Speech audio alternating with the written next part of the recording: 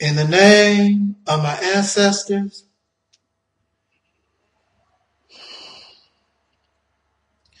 peace forever and always, and welcome to another edition of the Reality's Temple on Earth Internet Ministry. Of course, I am the host or the gatekeeper of this particular program, known here on social media, or some of you may call the World Wide Web, the Internet. Wherever you may find me, I am known as the mighty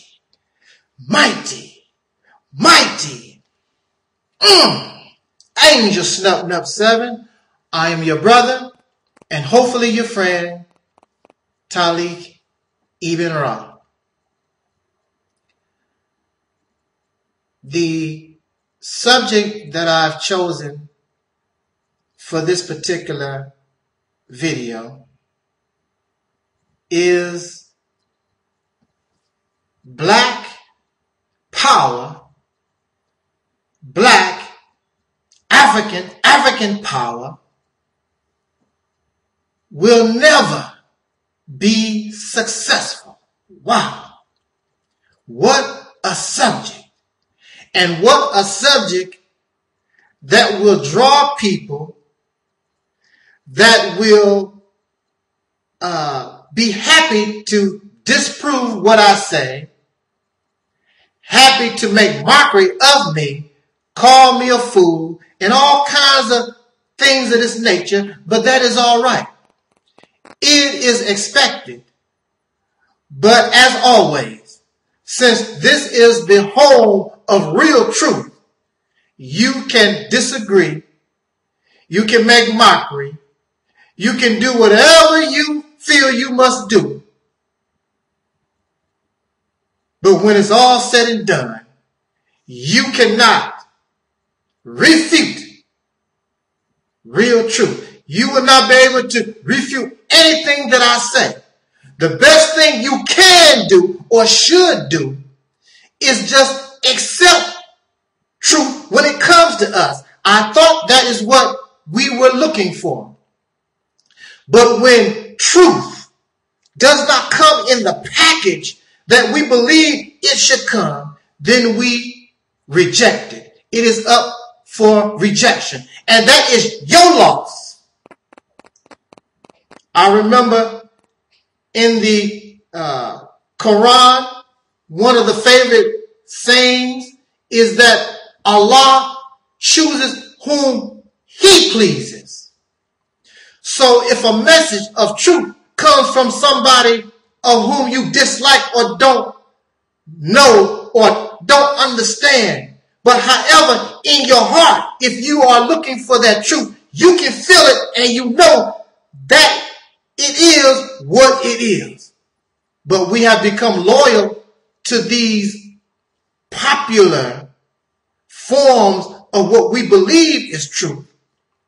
But if they are truth, then they should be able to stand easily and make it very clear that what is being presented today is indeed not that truth. But it will not be done. You cannot and will not be able to bring anything that passes the criteria of common sense, logic, reasoning, and being able to analyze the information. You won't be able to do it. So it is your loss. However, as a messenger of that truth, my job is simply to present that before the public, before the masses, and you be the judge. It says in your religious teachings that only 144,000 would be chosen or would be the ones who would be able to listen and embrace this truth.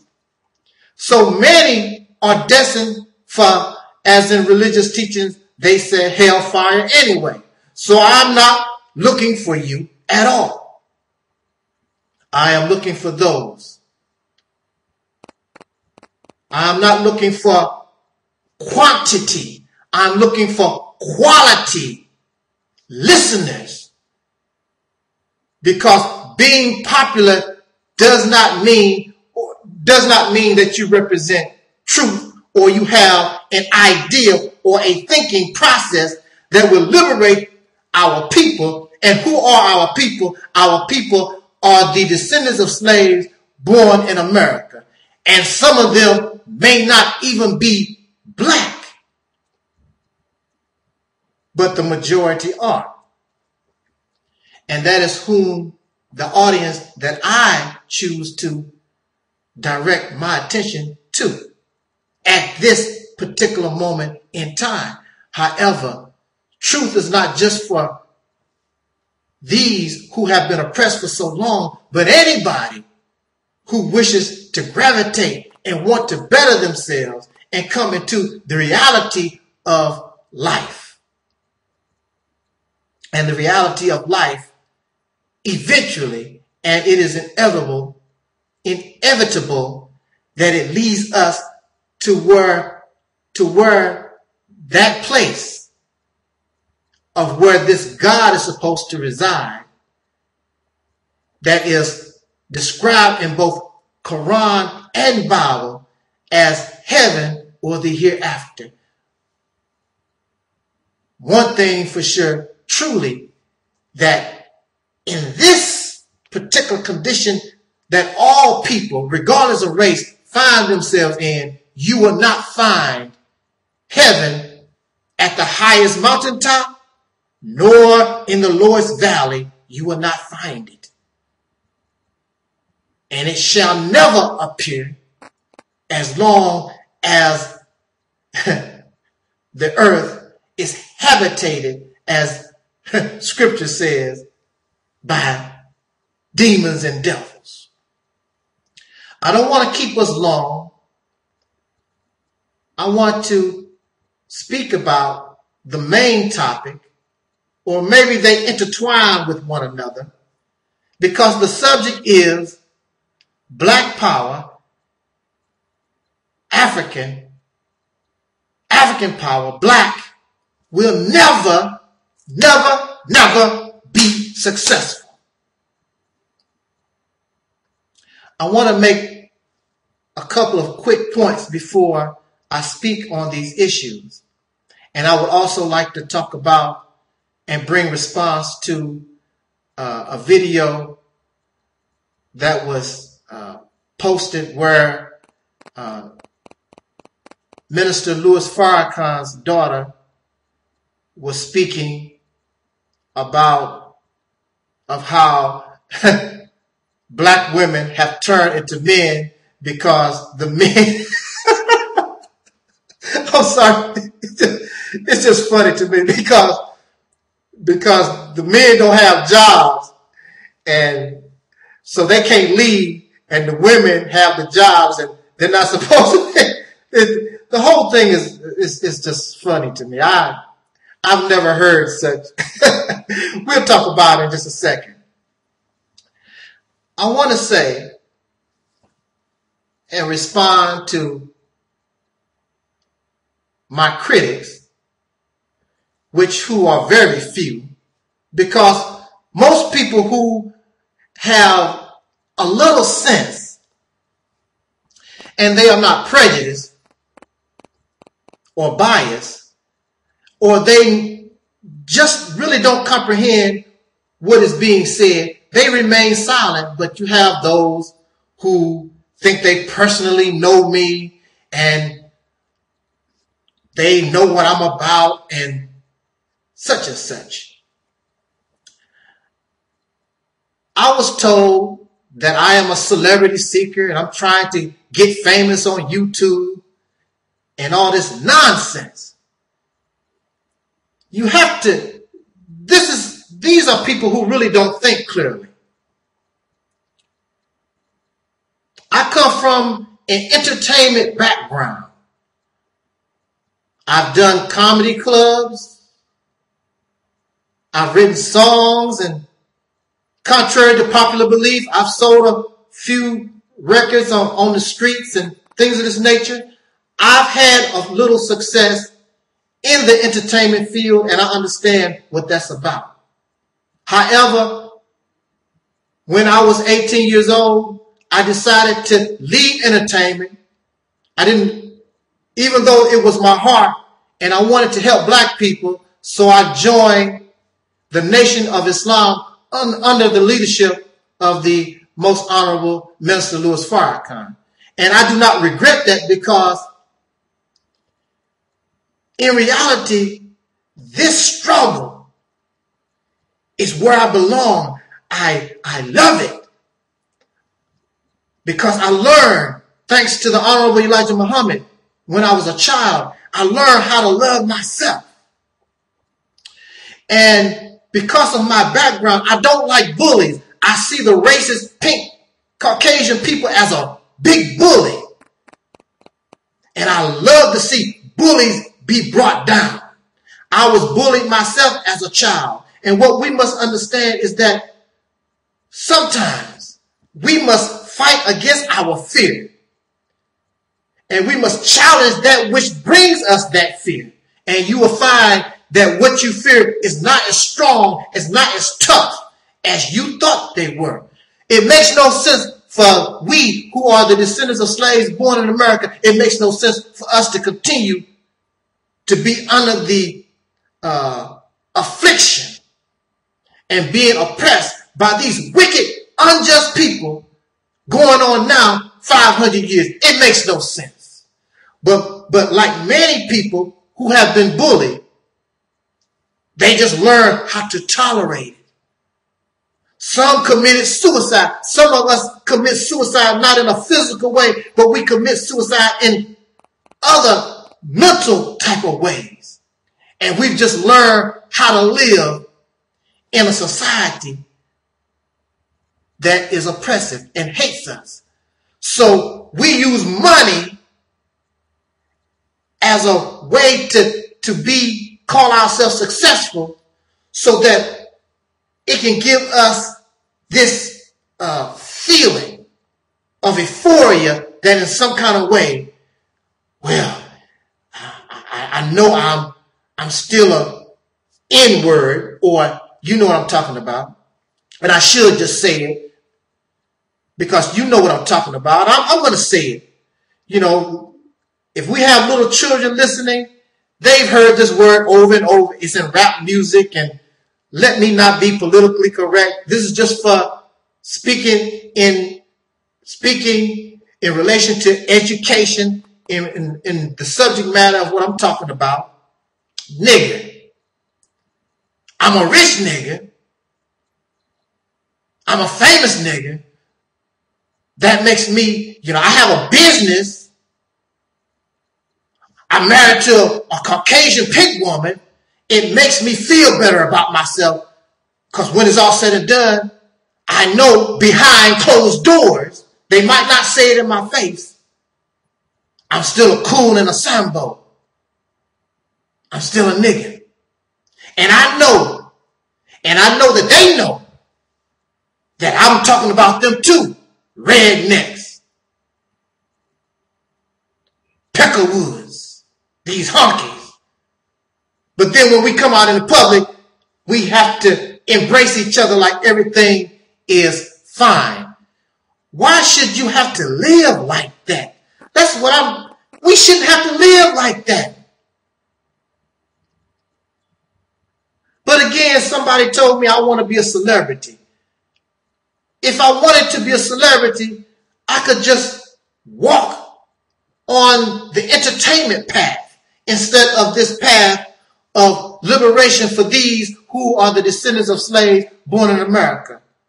Trying to give us a different state of mind, because you need a different mind. You need a different vision in order to change your condition, because clearly the vision and that which you're following now, the path that you're walking down now, is not working. It has had some success.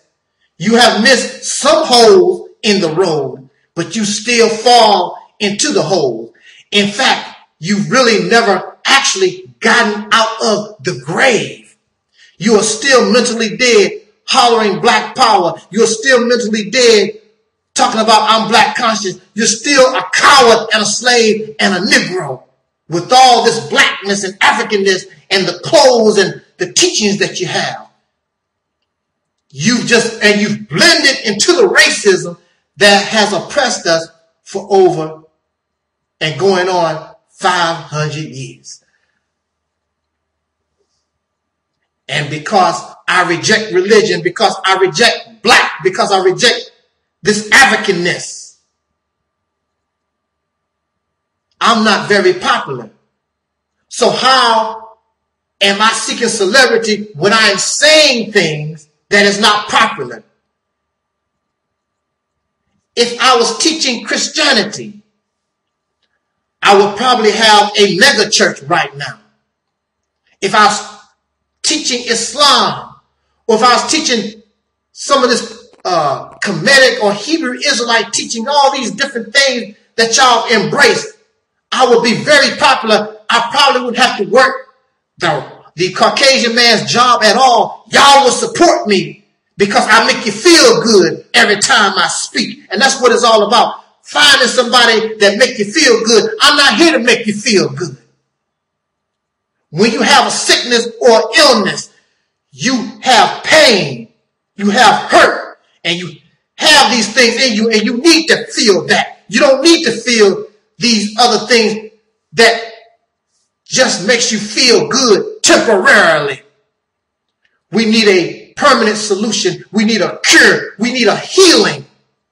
And clearly, all these things we've had for so long, they have not brought you healing. But real truth is here. And I'm not trying to be a celebrity, but my mind has been awakened. I've been where you are. I've been black conscious. I know about the black teachings. I know about the Christian church. I know these things. I have not experienced being an alcoholic. I have not experienced being a whoremonger and some of these other things, but I know of these. I know where you come from. We are much better and your potential is greater. And actually, you are hindering your own self-development with these things because they were not designed for you to develop to your highest potential. They were steps to help you get where we need to go. Christianity helped me up a step. Islam helped me up a step. These pro-black Afrocentric teachings helped me up the step. But sooner or later, how many steps do you climb until you finally get into the house, into the apartment? Then you need a key. And I have been given that key. And I'm in the house. And I'm asking us to walk up the steps and come on in. Get up out of the rain. Get up out of the fire that has been surrounding us and burning us up for the last going on 500 years. I know that I speak pretty nice. And back in the day, I had a relative that did come to me and say, look, man, look how the people respond to how you speak. At that time, I was teaching Islam as taught by the Honorable Elijah Muhammad. My relative said, stop teaching that Islam stuff. Teach Christianity. Let's open up a church. Man, we can bring in the dough. I said, no, I cannot do that. If I felt in my heart I was a Christian, I would do that and would not care about bringing in the dough. If I felt in my heart as though Islam was still part of me, you don't have to offer me money. I don't need material things. I just need the love of God in my heart. But that is not there. So I cannot do that. The people, our people, the descendants of slaves born in America with dark skin, they don't need people to continue to lie to them, steal from them, and give them hope temporary hope, temporary faith.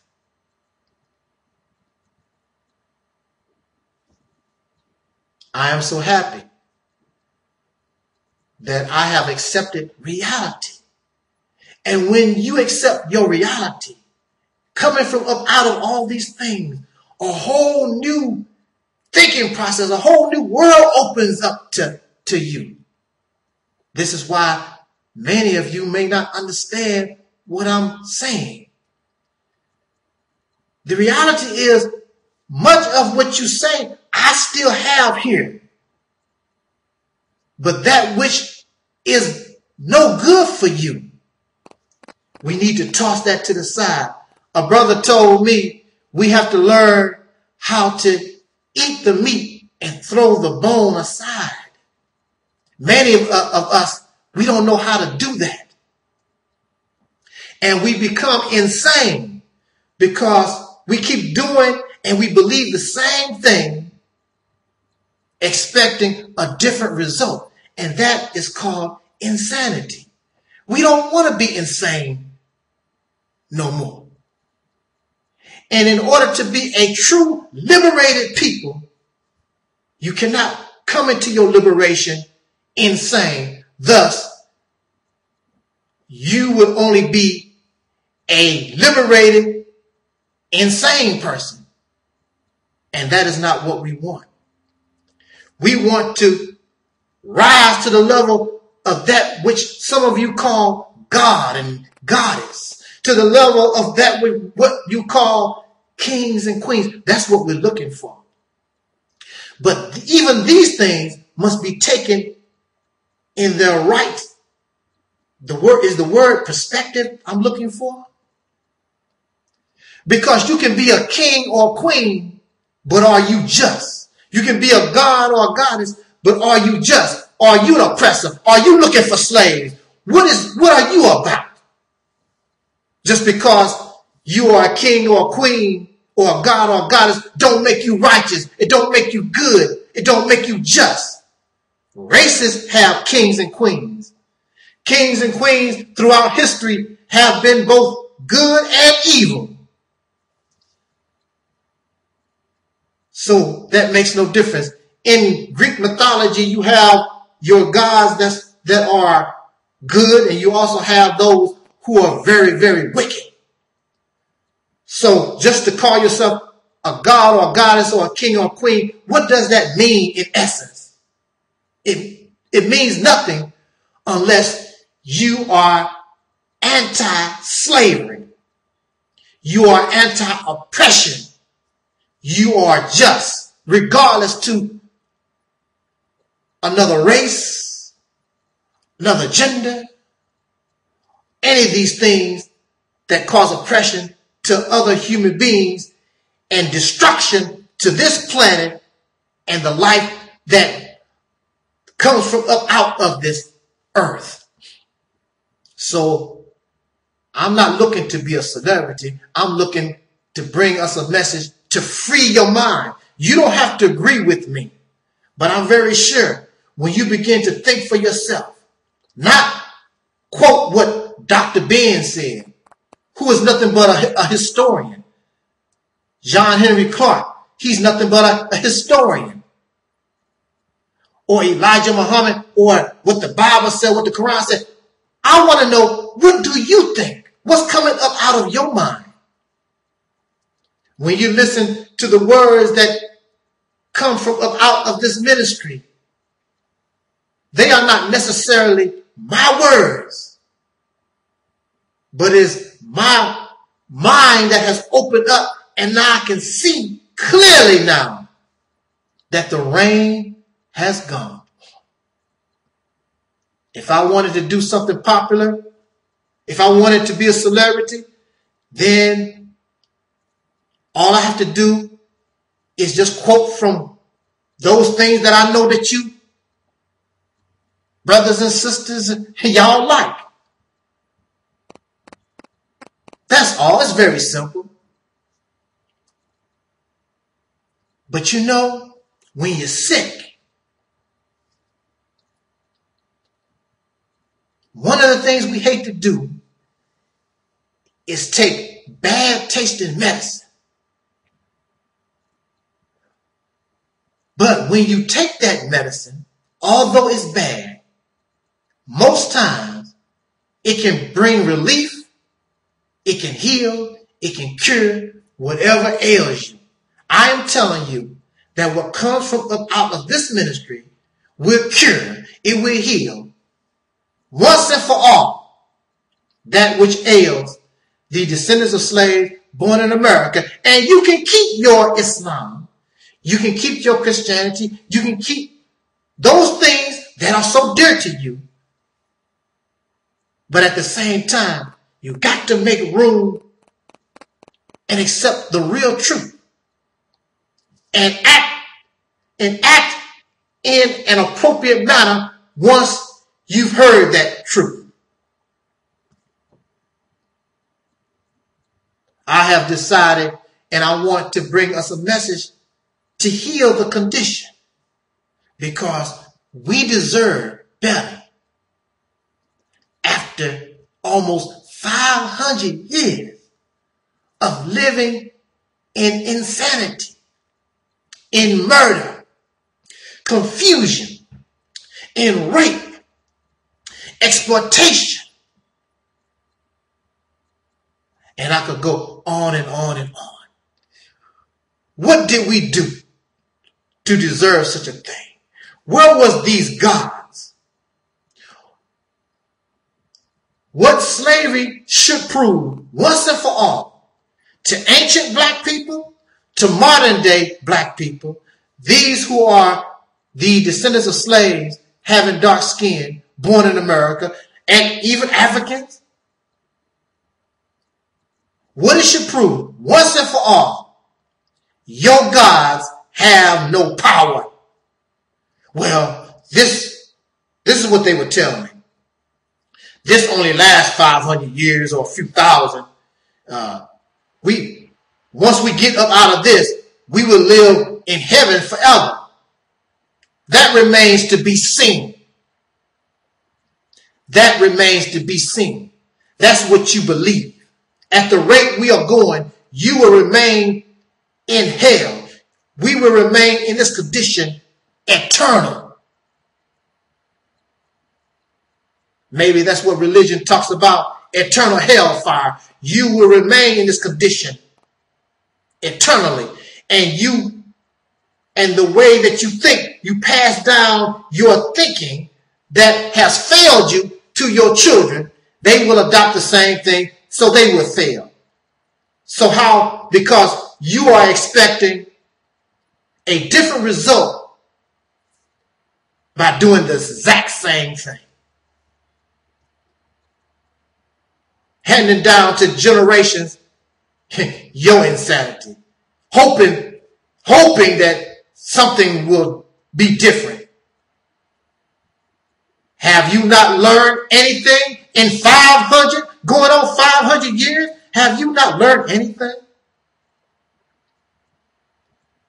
I suggest to us, I don't bring you a teaching, because to teach means to train. I'm not training you to do anything. I'm bringing you a suggestion. See, y'all are caught up in teachings. Teachings is to train. Train you to do what? You go to school to be trained. Train for a job. To do what? These teachings, black conscious teaching, teach you to train you to do what? Be what? That is the problem. You really don't even understand what you are supposed to become. What are you training for? I'm bringing us a suggestion. I'm giving us advice. Just like the Honorable Elijah Muhammad always used to say, you can take it or you can let it alone. The choice is yours. But as time marches on,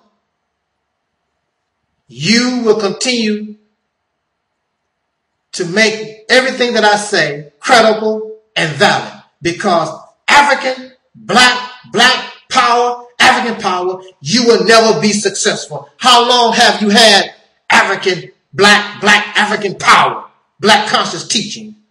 How long have you had these things? Where is the success? Where are you going?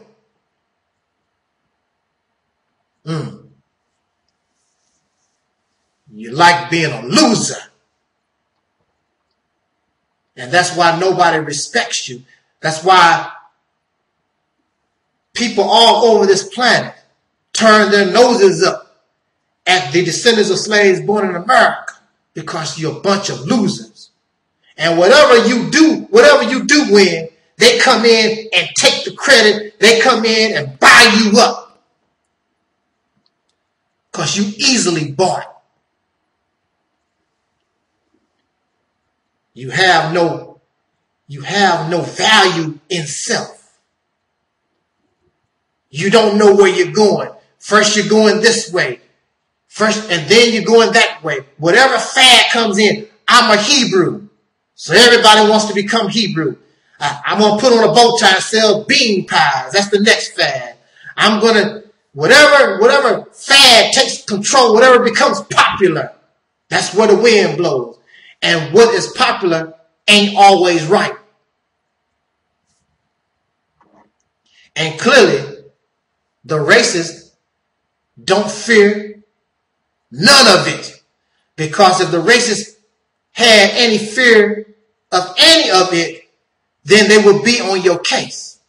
I am the only one on YouTube that has had over 100 channels torn down. They say I don't get a lot of views. But if nobody's listening to me, there's nobody following me, I don't get a lot of views. Why does the racists who own YouTube, why do they take it upon themselves to find anything related to the Realist Temple on Earth Internet Ministry, Angel Snub number 7? Why do they take the time to try to find and destroy every video they think I created or I'm associated with? While they don't bother you guys, you can talk all your crap, and some of you even talk about Caucasian people pretty bad and whatever. Your videos still, they don't bother you because you're no threat. The house of consciousness is no threat. I'm sorry, but you're no threat. Many of these people with these black channels, you are no threat. You're not saying anything. You're no real threat because you're keeping black folks stuck in racism, stuck in the past. You are not of modern times, and you're definitely not, and you don't have a vision to see what you are in the future or what you could be. But I'm bringing us a thinking process. And I'm giving us suggestions. I'm giving us advice to point us in the direction. And I am an answer to some of your prayers. Muslims, don't it say in the Quran, "Oh Allah, guide us on the right path"? But you don't think that somebody like me, that Allah would use me to guide you on the right path. You can stay a Muslim. You can stay Kemetic. You can stay Nuwabian. You can stay a 5%er. But you must understand the time. And what must be done, we must understand the time. And what should have been done, we must understand the time and get back on track and on time. Some of the things that we held on to, we must let go in order for you and I to grow up. How many of you are still holding on to your baby bottle? How many of you are still holding on to your tricycle? How many of you are still holding on to an old used baby diaper? You're not holding on to those. As you grow, there are things that you use and you got to throw them away. As a child, you love your pacifier, your baby bottle, and all the things related. But as you grow up, you love them, but you got to let them go because I'm growing up. The reality still on earth is representing adults who are growing up out of Islam, out of Kemetic teaching. We're growing up out of Christianity. We're growing up out of racism. We're growing up out of all those things that have kept the human being. What's the word I'm looking for? Kept us. What's the word I'm looking for? Anyway, kept us stunted in our growth and development. I want you to just bear with me. We're going to talk here. I have a lot to cover. And I didn't know that just this little part of my talk would take so long. I thought it would take only 5-10 minutes. And here we are now going past 30 minutes. But that's all right. I don't have time to talk with us like I used to. So I want to enjoy your company, and I hope that you enjoy mine. And I don't want you to get angry with me. I want you to just listen to what I have to say. Not here. This is here. That is here. But to listen, you're trying to understand what part of the hand is hitting this and what makes that, what's causing that sound. That's what you're trying to listen. Let us listen and comprehend. It's not rocket science. What it is, we've become loyal to our beliefs and we can't let them go. We've become loyal to a baby bottle and we don't want to let it go. And they call that, back in the day, mental retardation. When you are in an adult body, but the mind is still 2 years old, 3 years old, 10 years old. But the body clearly shows you're 31. It is time now that we heal ourselves. Get this monkey off our back and move forward. Take the meat and spit out the bone. In order to do this in an effective manner, we need real black leadership. The descendants of slaves. I don't like using the word black. We are more than skin color.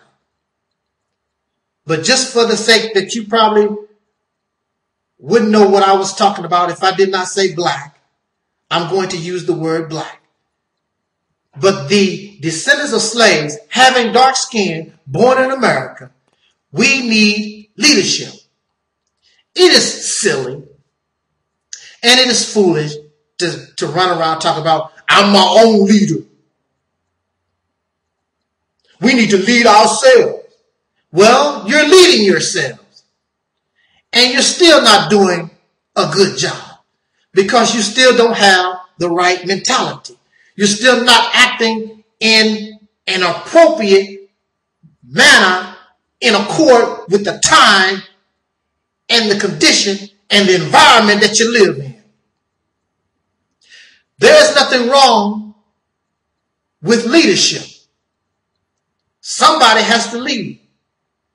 When you go to McDonald's, somebody is already in line. They're already leading the line. Wherever you go, there's going to be somebody there in charge. In every house, there's a leader. In every family, there's a leader. On a playground, there's always going to be a child who for some reason is more popular or whatever, the other children look up to for whatever reason. The problem is not leader. The problem is the intent of the leadership and the competence of that leadership. If your leader, if the intent is to exploit you, cheat, lie, and steal from you, rape you, no, well, just for the benefit of their personal family and friends, that is not the type of leadership that one should want to pursue.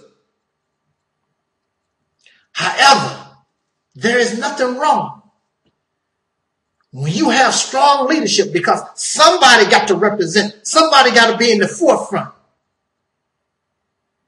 When you are at war, somebody's got to lead the charge.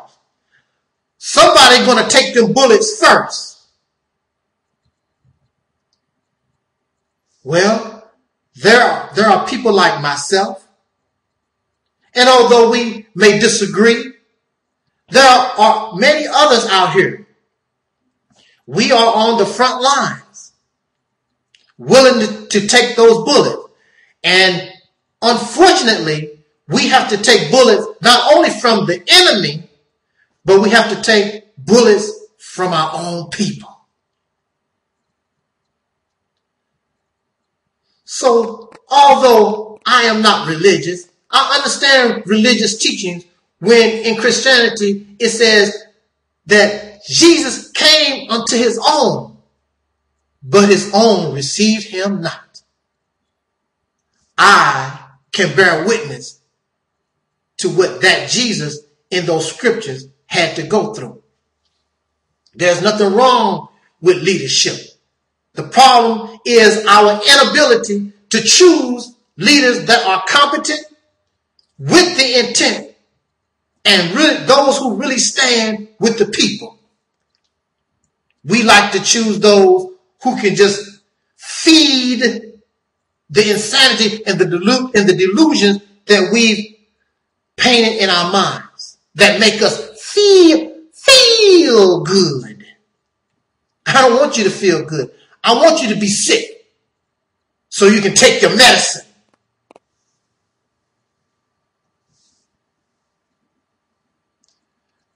We love leaders who are dead. We keep talking about Malcolm X and Marcus Garvey, Elijah Muhammad, and Noah Jew Ali and Martin Luther King. They cannot help us in 2015. And clearly, when you look back upon history, considering there are from 17 to 40 million to maybe 70 million black people, descendants of slaves born in America, considering, let's just say, we are 60 million strong,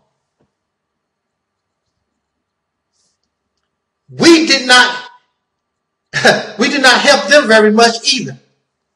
Elijah Muhammad had a few thousand followers. Marcus Garvey. If you put Elijah Muhammad, Marcus Garvey, and all the so-called black leadership together, you might get 1 million. You might get 2 million, I guess. Because our mentality as a people, the real leadership is the present. Because this is the only life that we know. Can you imagine a slave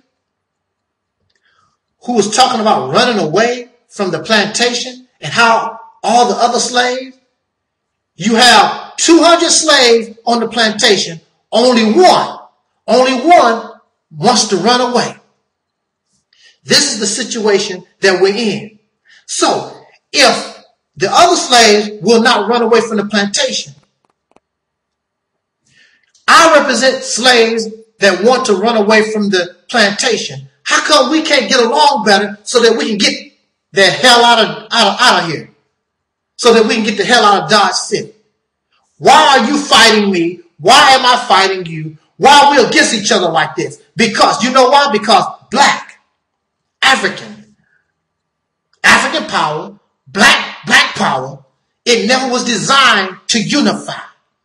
That's why. We're going to talk about that. And it's very simple. And when you think about it, you see why.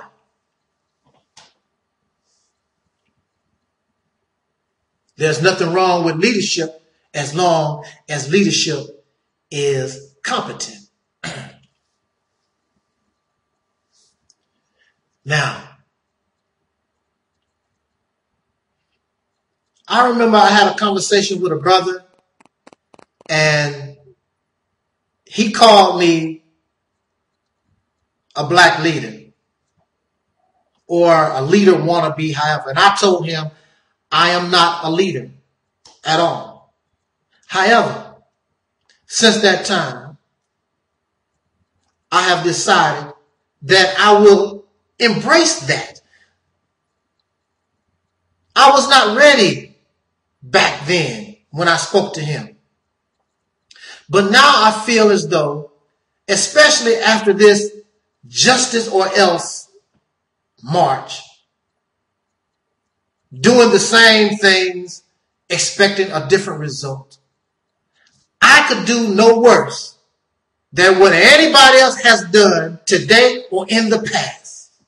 Because whether you like it or not, they failed.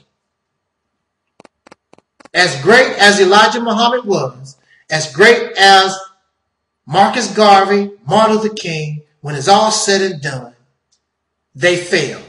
Because if they were successful, you would not be crying on social media right now. They had a certain amount of success, but they failed. So, we need a different vision. Those without vision, the people perish. And so since we call ourselves mentally dead, and if you have no vision, the word perish means to disintegrate or die. You've gone into another state of mental death. But now you're more happy in your death, and you're comatose. Well, if you're comatose, you're not dead, but you're more comfortable in the grave now, because now you can say, Black Power, family. I'm black conscious.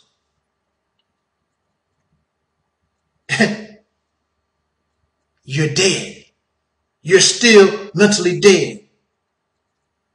So having money, material things, a beautiful watch,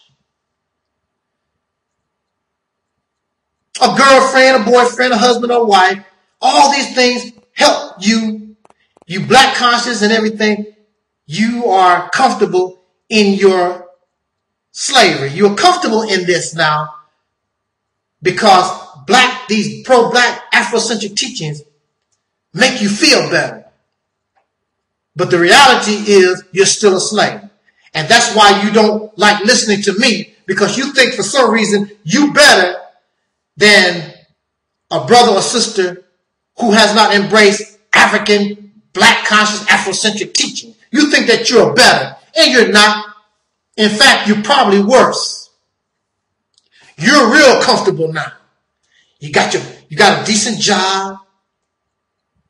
You got Malcolm X on the wall.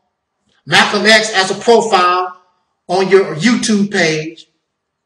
You got all these books from Dr. Ben and Dr. Ben and John Henry Clark and Chancellor Williams and Amos Wilson and what? Oh, you just got it going on. until you meet somebody like me. Then I mess up your high. I mess up your high. I mess up your high when you're smoking that weed, and I'm messing up your high because you get high off these pro-black teachings that have caused you to die a second time. But on the third day, it says in religion, Christ rose out of the grave. You're getting ready to rise. And on the third time, you ain't going back in the grave. You're on your way to heaven. If only you understood these teachings that you claim that you believe in or are loyal to. So,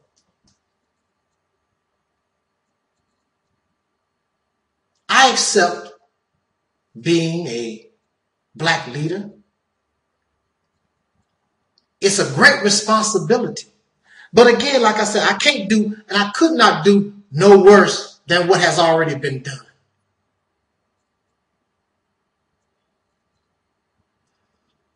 I remember when I used to manage restaurants, I did not want to be in a leadership position. But my manager was so incompetent and so silly. I couldn't do no worse than this guy.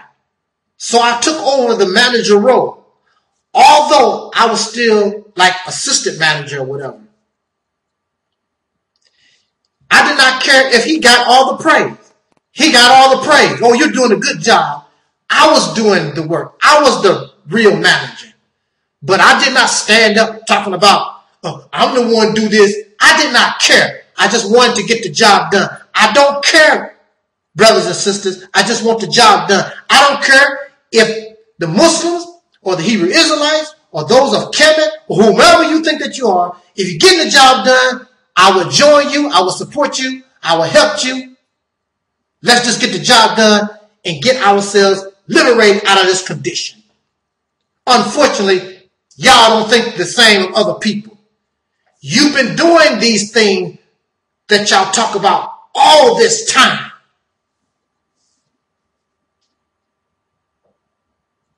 And you've gotten nowhere. Why is this? Because you are grown people and you won't put down your baby Bible. You're still hooked on Similac. So I can't do no worse. What qualified me to be a leader?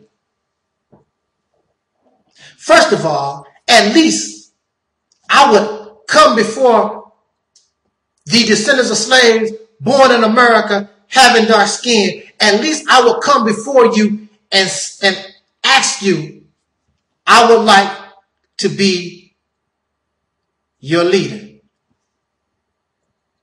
And then I would tell you what to expect from being under my leadership and what I represent and where I want to take us under my direction. You have people calling themselves black leaders,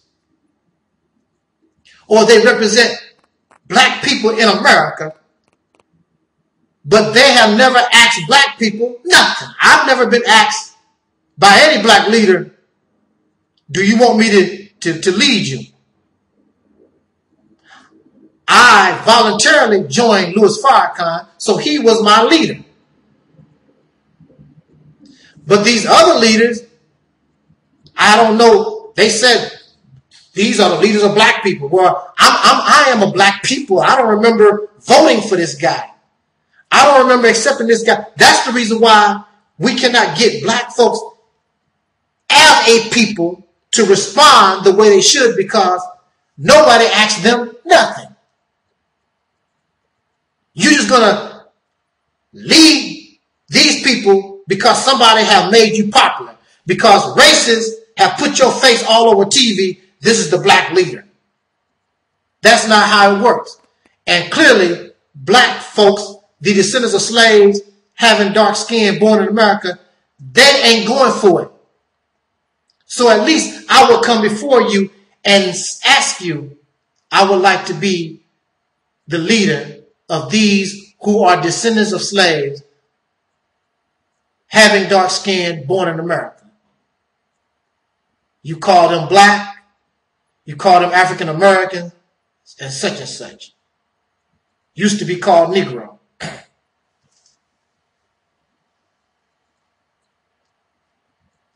Simply, unlike some of these people, I would represent all of us, whether you're a Christian, Muslim, atheist, agnostic, of Kemet, wherever you find yourself, if you are homosexual, wherever, and we're going to talk about homosexual later on as in this talk also. Wherever we find ourselves, I will represent all of us. I'm not trying to convert you to no religion or to no some type of political idea that's sound like some kind of religion or some form of self-righteous spirituality. What is spirituality? I don't know what that is. Nobody has yet to explain to me what spirituality is.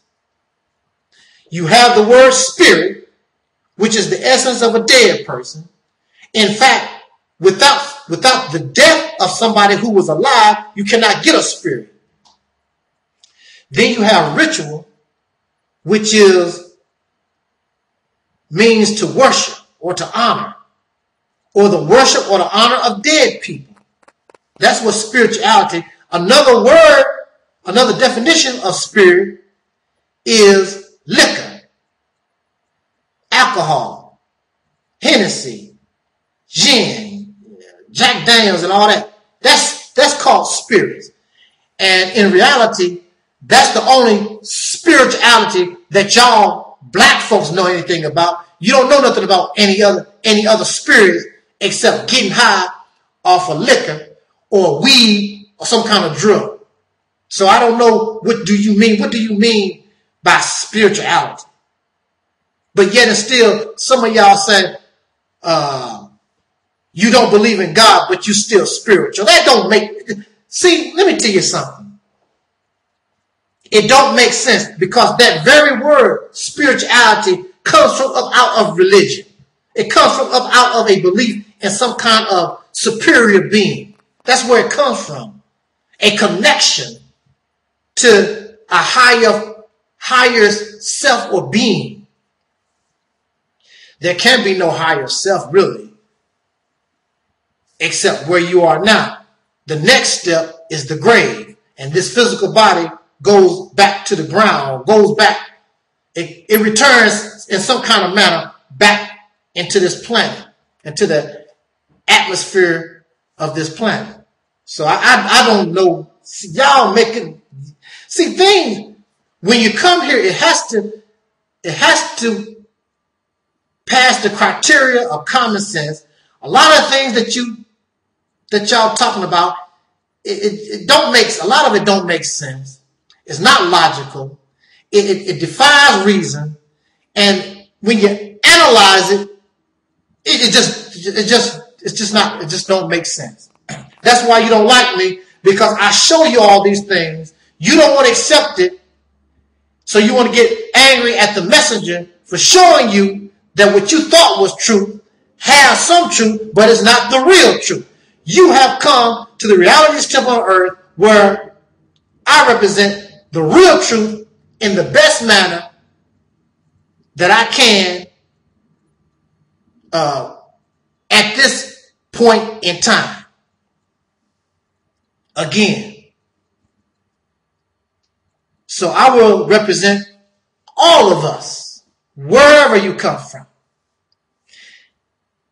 And since I did spend time in a mental institution under the control of our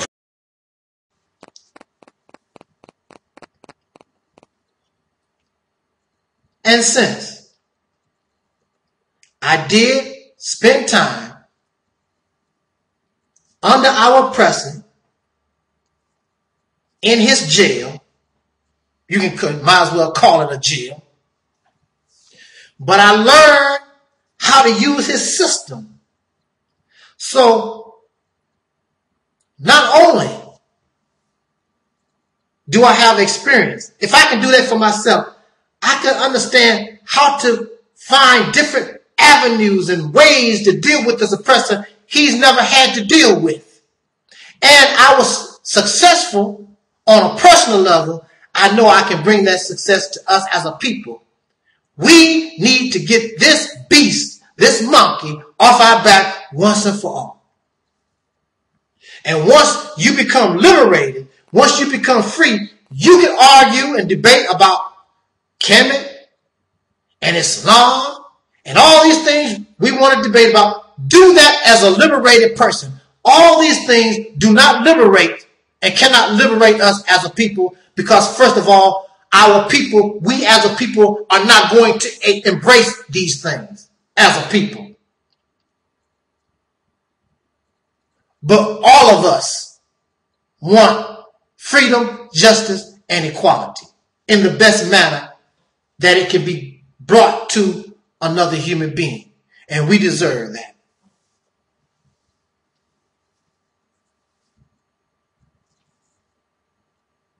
A leader should not believe that he or she must acquire wealth, material things, in order to attract black people, the descendants of slaves born in America. We are already obsessed with material things. We believe success is a car, a house, our face on TV, or whatever. Trying to be like Caucasian people.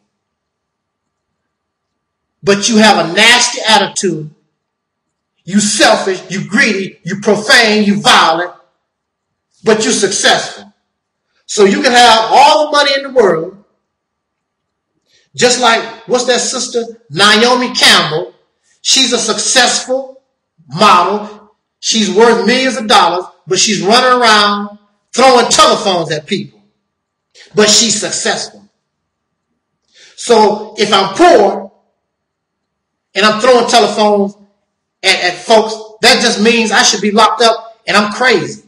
But when you have money, see, that is a European, well, it's not really a European, but that's a thinking process that's insane. So many of you supposed to be black leaders or want to be black leaders, you think you show black folks, look at, I drive a Mercedes-Benz. You did not make the Mercedes-Benz. You don't have a Mercedes-Benz company. You're still getting it from the races. You got the wood from the races, your big house. The money in your pocket still got Caucasian people's face on it. But that's success. No, success is doing your own thing. Success is creating your own monetary system, even if it's a barter system. Your success is being free, even though you don't have all these adornments. You don't need them. I would rather be poor and free than have millions of dollars and still have the slave mind that most of our people have. I'd rather be poor as dirt. Many of you don't see it that way because success is material things. You want to wear diamonds and gold. Some of you said that's natural. That's not natural. That's just adornment. You were born with no clothes at all. I'm not saying that we should run around nude. I'm just saying you was born with no clothes at all. You want a flow show. We should be sick of that. But that's your idea of success. I could care less. But that is good being a black leader, so you don't have to worry about me stealing from you, because you know I'm not interested in big houses and wearing all these fine clothes and $1,000 pair of shoes and all this other crazy stuff. My only concern is your liberation. My only concern is your happiness. Because if you're happy, I'm happy. That's all that's required. And I'm going to say this. See, I'm not a very popular person on the internet among the so-called black conscious community, Afrocentric community, whatever. They know of me, but I'm not very popular. And most of them keep my name out of their mouth because they don't want to bring attention to me, because if you begin to listen to what I say, it will take from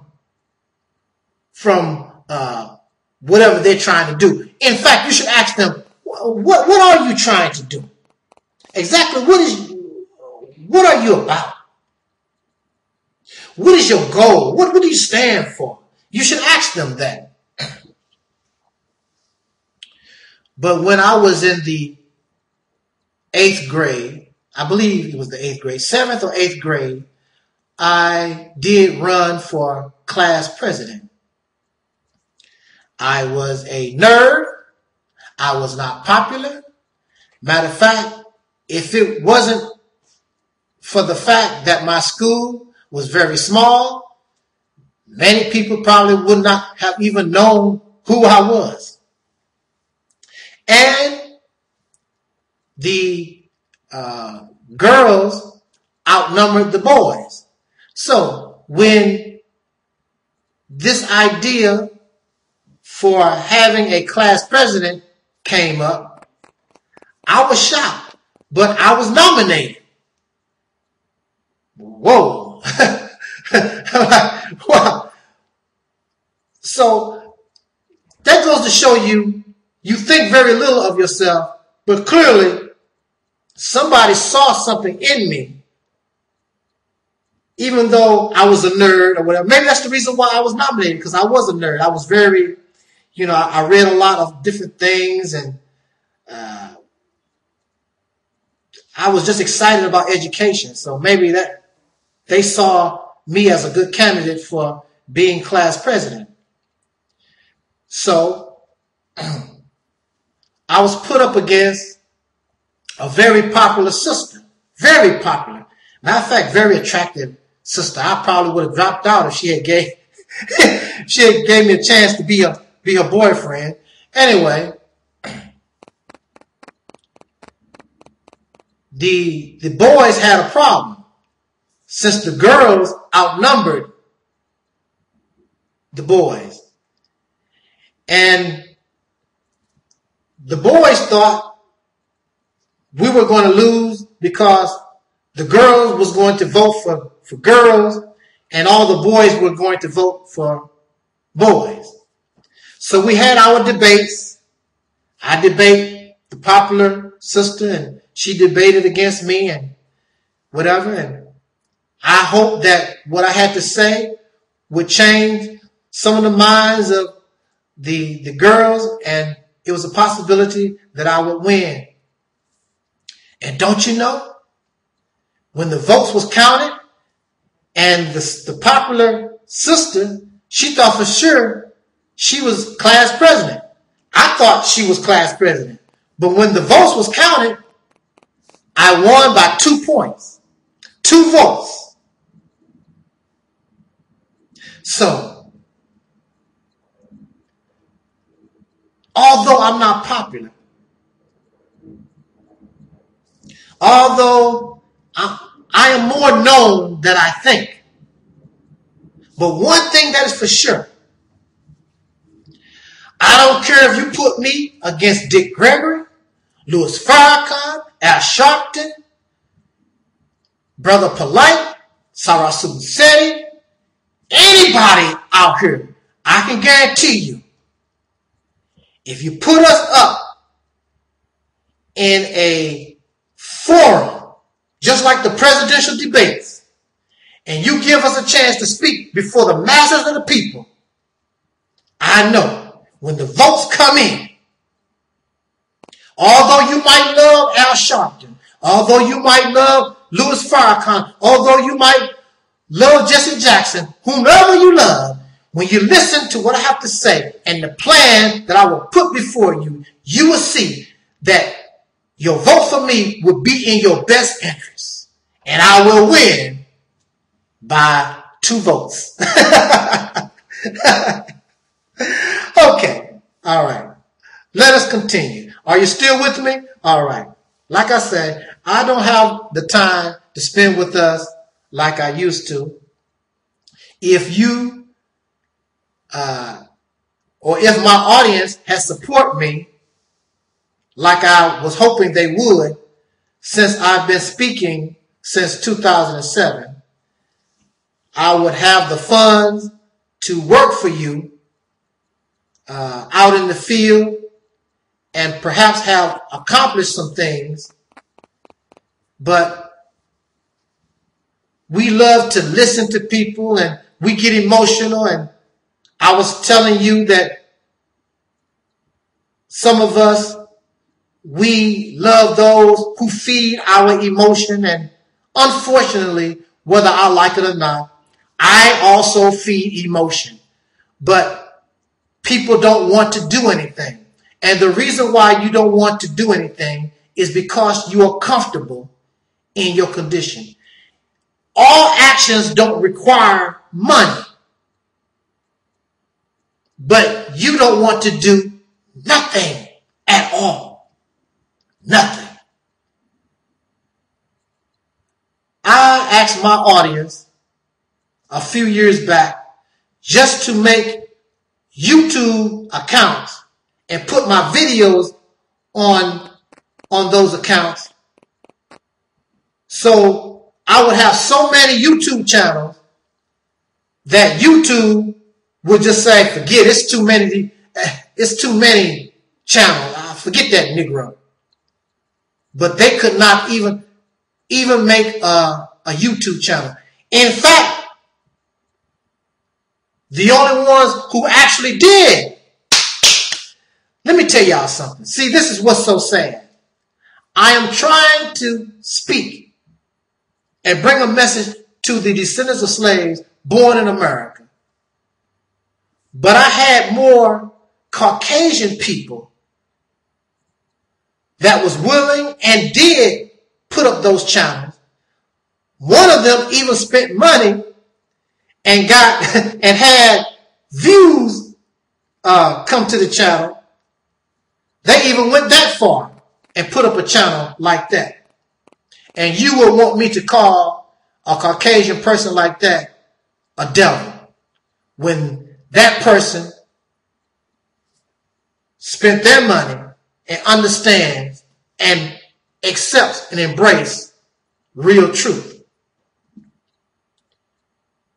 But I'm supposed to hate them simply because they are Caucasian. That's not right. That's not just. And some of you have become like that.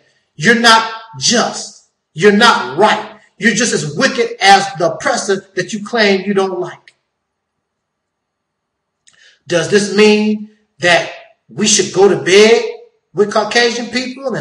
No, it does not mean that. It means that we treat each other as you want to be treated. I'm not going to call a Caucasian person a devil and a slave master and all these things, and when they clearly they didn't have anything, they're not guilty of that. That would not be just. That would not be right. But for some reason in your heart, because you become like your oppressor, you think that's how you should go. That's how you should think. No, that's not. That's not. That's what we are complaining about. Being punished for crimes that we did not do, or we have become over-punished. When you're talking about bringing death to somebody who you cannot even prove guilty of the thing that you're talking about, you are unjust. So what kind of world do you seek to create? I wonder, where are you going? To me, in my eyes, all I see is a Caucasian racist in dark skin. That's what I see. We'll talk about that, I guess, as we continue our talk.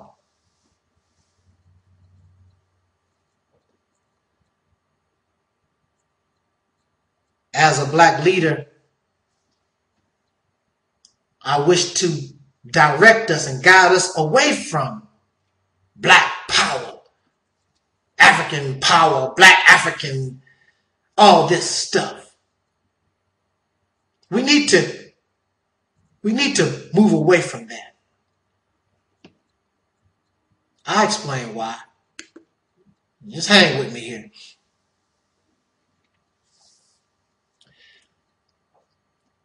There are, quote, quote, these Afrocentric, they so pro-black, Afrocentric, African this. But yet they cross a line.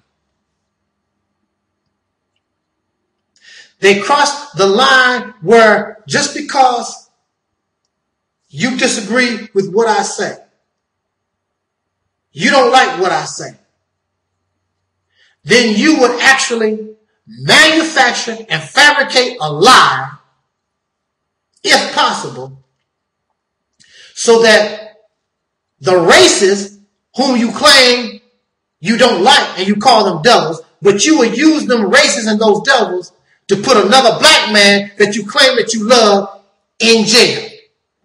Why would you do that? I have had so-called black folks, pro-black, and some that they claim that they love black folks, but not really. But anyway, they actually called the police on me, trying to fabricate false charges. But yet and still, they talk about they love black people. Am I not a black people? But you don't like what I said. You don't like what I do. So, although I don't like the racist pink people, I use them by telling a lie. And Caucasian people don't care nothing about the lie because they are liars. We'll worry about the lie after we put you in jail. So you want another black man to go into this system that you know is unjust. But this is the mentality of many of your so-called, these people that y'all look up to. They can't get along. They always fighting back and forth with one another. They speak to y'all crazy, but yet and still they love you. I don't get it. What type of pro-black person crossed the line where they would want to put another black person in a position where these racists can get a hold of them? Not because you feel your life is in danger, but because you just don't like somebody. Childish, silly. But these are the kinds of pro-black folks y'all like. Always arguing, debating, and they like you this minute, hate you the next, confused. But these are the type of people that you got, that you like. And you like them because you're comfortable and it's entertainment. You're not really interested in liberation.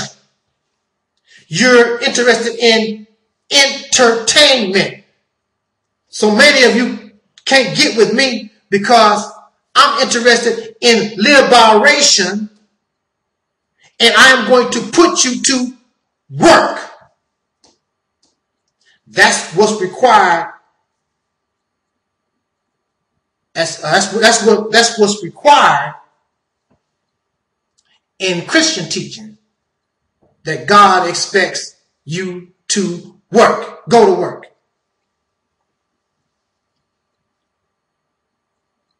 And who says, when I talked about leadership, I did not mention a female?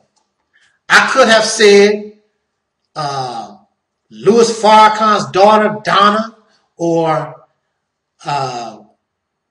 Jesse Jackson's wife, or Bernice King, or Shahzad Ali, or any of our sisters, Dr. Frances Cress Wilson, which I love Dr. Frances Cress Wilson.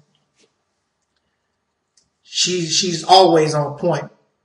She calls us childish, and I agree with you, sister, Dr. Frances Cress Wilson. We are childish. That's one of the number one problems that the descendants of slaves, having dark skin, born in America, we are very childish people. But why can't a sister, why can't a female be in leadership position? I just mentioned, excuse me,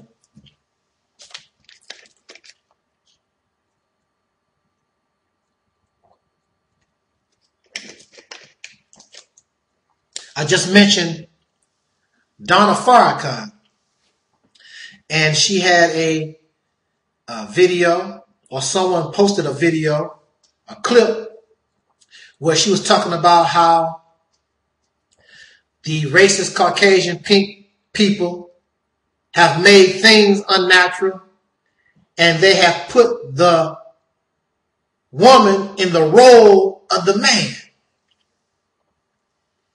And we suffer because the black man should be the head of household, and the black woman should be his slave, I guess. I really don't know how that's supposed to go down. Why can't a black woman be a leader? She can't be no worse than black men. Somebody told me that black women lead the black community. Okay. Things that make you say, They say that black women have been in leadership position of the black community for the last 40 years. If that is true, who are these women? Who are these organizations? Just because a woman is the head of household, she's a single woman with children, don't make her a leader in the black community at all. She's the head of her own personal household. When you talk about leaders, the first people that pop up in your mind is Al Sharpton, Jesse Jackson, Louis Farrakhan, and some local people. And they always usually are men. So where are you getting this from? And if the black woman has been leading the black community for the last 40 years, 40, then who has been leading the black community since we have been here going on 500 years? Who has been leading the black community for the last 460 years? Tell me, please. You only make your own, black men only make themselves look worse when they are trying to blame women for their failures. And that's exactly what you have here. And they love to hear a black woman speak like Donna Farrakhan because it makes them feel better when a woman speaks against her own gender. And she speaks against her own gender because she has been brainwashed. She was raised up in a religion that was created by men, not some God, created by men that put men in this leadership role, this position. And she believes that. She says that it's natural for the man or the male to be leader of the household, leader of the community, leader of the society, leader of the nation. That's natural. Well, first of all, We don't know if that's natural, because to say that something is natural, you must see it in its original habitat prior to being manipulated by some outside force. And we will never know what that was. None of us was there to know what the role of male was or the role of female was. We'll never know because we were not there. However, if we look at the natural world, other animal life on this planet, you will see, especially in mammals, and we who are called human beings, we are mammals. A mammal is any life form that feeds its young milk. The female human, whether you like it or not, the breasts are mammary glands. She feeds the baby milk. So that makes us a mammal. And when you look at mammals, in most mammals, you will see, especially those mammals that are in family groups, you will see most times that it is the females that are the leaders of that family group.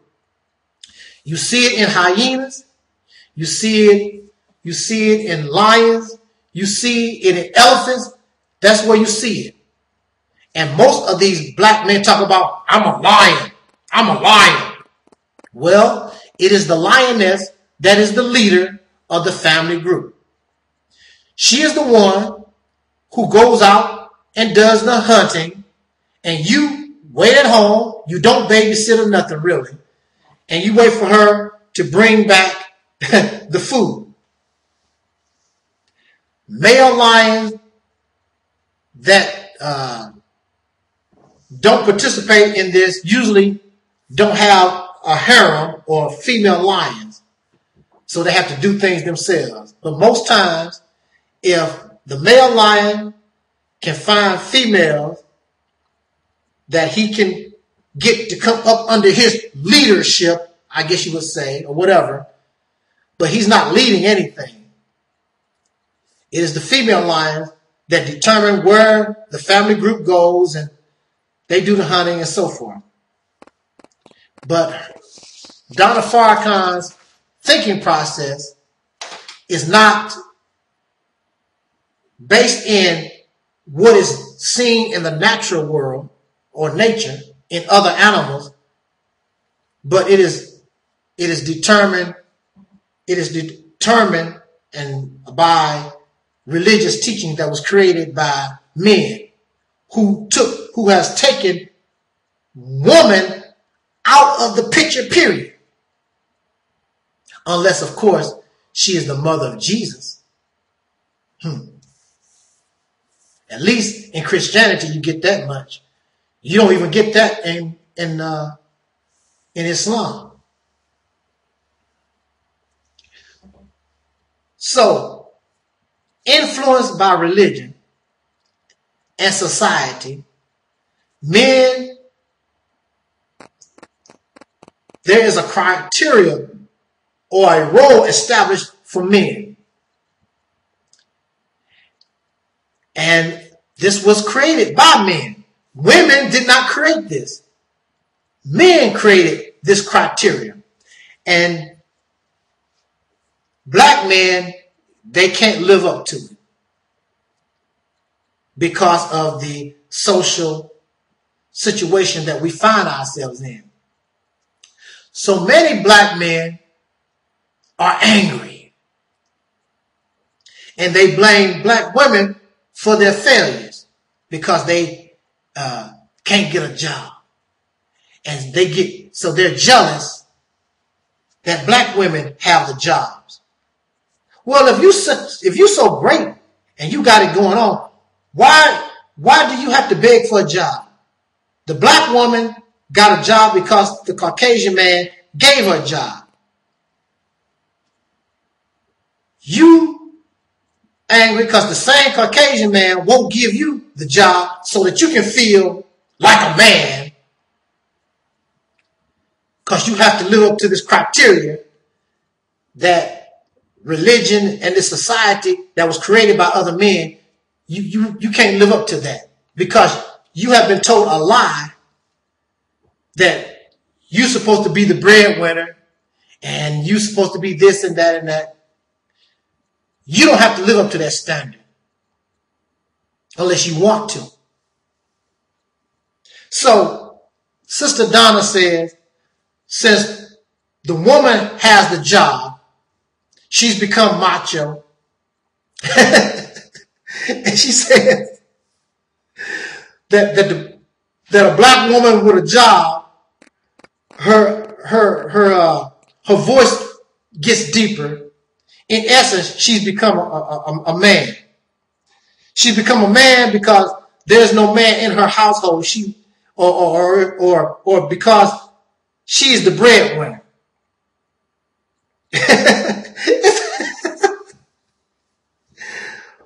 Woo! Wow, y'all something else. A woman becomes a man. She's becoming a man. She becomes more macho because she can work. Wow. Well, it's not the fact that she can work. She's the breadwinner, and she makes more money than the man. So she in essence, the whole thing don't make any sense. It's not logical. So in essence, what y'all saying, since these black men don't have a job, then that's why he's becoming gay. You know, if that's the case, that's really pathetic. Let them all become gay. I mean, who cares? If you that pathetic because you don't have a job, you gonna. I mean, the whole thing it's insane. The whole thinking process is insane. It's truly pathetic. I have to laugh because y'all some silly people. You know, this whole thing should be in a comedy club, but y'all, they be talking serious as a heart attack. And these pathetic, these pitiful black men,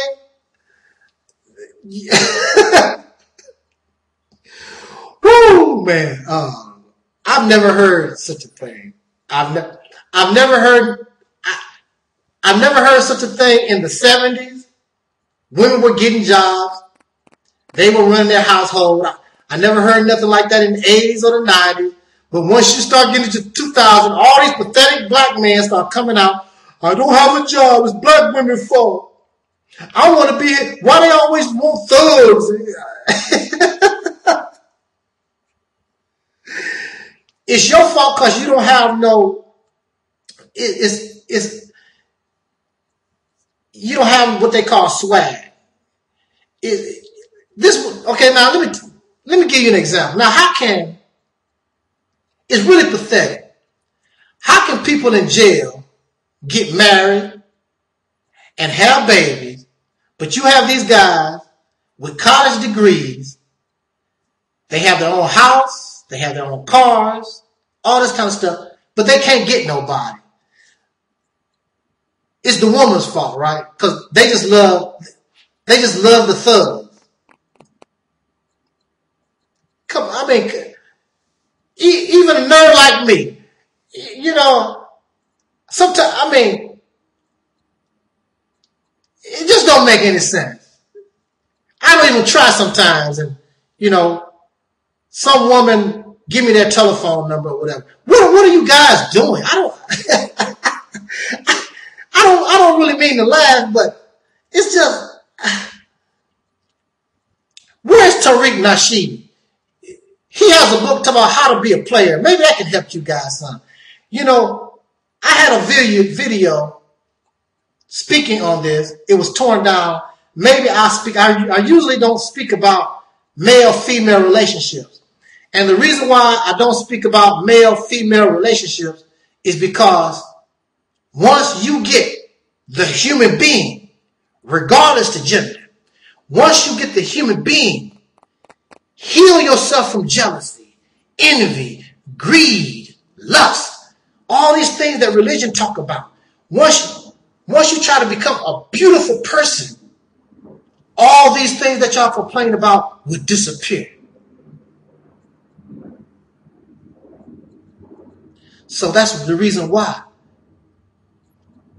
I don't speak about that. Because who wouldn't want to be with another beautiful human being? There's always somebody for someone. If you're wicked, you can always find another wicked, nasty person like yourself. If you're good, there's another good person out there. Maybe more difficult to find because we live in a filthy, disgusting society, but they are there. But you got to make yourself known. You got to talk. You got to you got to open your mouth. Black liberation is not going to fall out the sky. Your husband and your wife is not going to fall out the sky. How can I give you $100 when I don't even know you exist? So that's some of our problems. But it's the things that's being said here is it just don't make any sense. And I have to laugh about it because it's so pathetic. I probably would cry on videotape. It's very sad. In the natural world, you see sometimes even distribution of the work between male and female. Or in mammals, you will see females go solo. The males just show up, get the female pregnant, then he goes about his business, and she goes on about her business. There is a chapter in the Holy Quran dedicated to the bee. And in bee society, it is all females. The females create the drones. The drone's only purpose is to pregnate the queen bee, and then they throw him they throw him out the hive. I'm not suggesting us to be like bees. But that shows you. So who is the leader of the hive? It is the queen bee. And in fact, all the bees are female. The worker bees just can't lay eggs, but they are all females. It is not about quality in a relationship. I mean, it's about quality in family, not quantity in relationship or family. I'm sorry, family. It's about quality. But according to your thinking, if the female wife is a crackhead and the husband, male, is a crackhead, they are in better shape than a single black woman who is trying to go to school, working 2 jobs, and she keeps her babies with shelter and food and clothes, and she reads to them every night, and she's doing everything she can to be a good parent, to make sure her babies get a good start in life, just because she's a single black woman. And of course, she can't teach a boy nothing. You tell me, what can't that black woman teach that boy? Tell me. That boy needs a man in his life. Let me tell y'all something. It's nice to have 2 parents. But clearly, most men, they leave. That's a reality. And you don't like talking about that. The man leaves. If I had children, you're not going to make me leave my babies. I don't care what you do. But see, they leave because they really don't want nothing to do and with those children, they don't want the responsibility. If a man really wants to be in his child's life, he'll be there. If he has to stay in court 24 hours a day, he'll do that. That's his babies. You side with these pathetic guys that really don't want anything to do. Ask them, what do they do? What have they done to be in their children's lives? Very little effort. Very little effort. They knew when they left that woman, or when they broke up with that woman, what the deal was going to be.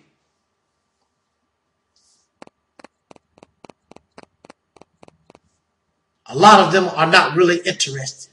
And I know they're not interested. I hear y'all talk outside of women's hearing and the court's hearing. So you don't fool me. I know what men talk about. I know what these males are really about. You're going to tell, I am not going to allow nobody to discredit single black women when mammals, female animals, raise the male and the female every day and with no problems for thousands and millions of years. But all of a sudden, the woman needs a man. Did that? There were no male drones around to teach those male drones what to do. The reason why you have a lot of men or males influenced into homosexual behavior is because we've gotten to the point where young men have lost the connection to themselves. So easily influenced.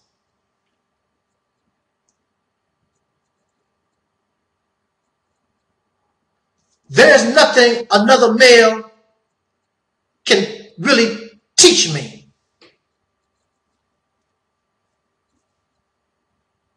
It should be natural to you to be a boy. It should be natural to you to be a girl. It should not have to be something that's taught. The only thing that can be taught is your role and what is expected of you in your society. And a woman can teach a young boy that. He don't need another man to tell him what is expected of him as a male in that particular tribe, society, or nation. It's good that men and young boys have the experience of being around other males. Just like women, because when it's all said and done, you're not female. But this does not mean that the woman can't give you a good start and push you out there. Just as good as any man can. Probably better, because some men teach young boys how to be whores. I said hoes, whores, players and pimps. It's not about the quantity of the parents. It's about the quality. So you have a man in the house, but he's teaching his son how to be a player. A rapper that called women bitches and hoes. But he's a husband. He's the leader of his household. That's good for you. Y'all, I don't understand your thinking. Any pathetic man can be a leader of a household, but he's incompetent. He's a pimp. He's a player. He's a bisexual. But as long as he calls himself husband and he's making the money, and again, if these males are, you're such a man, make a job for yourself. Then hire the black woman. Bring her to your job. Then you can romance her. Give her a job. Make a job for yourself, then give her a job. But no, you rather cry on YouTube. Oh, Tommy Sotomayor, talk about that old black woman. Oh, Lord. Oh, my God. You know, the female lioness leads the pride. She does the hunting. The male lion is there to protect them from certain dangers. Who are you protecting the black woman from? That's the reason why she is in the position that she's in, because she has had no man to protect her. And instead of trying to protect her, you'll sit back and you want to cry. You're going to cry because you just want to be like your slave master. The relationship he has with his woman. But at least the Caucasian man can give his woman a job. At least he can put the Caucasian woman in a position she can create her own job. You can't do nothing except sit back and cry and suck your thumb. I hate black women.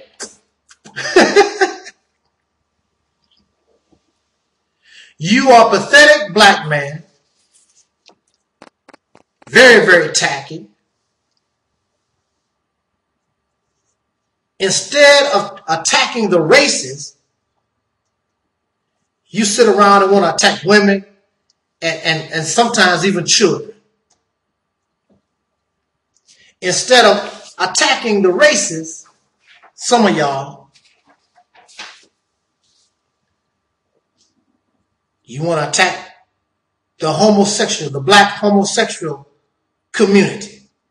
Oh, now here we go. I got to get a drink.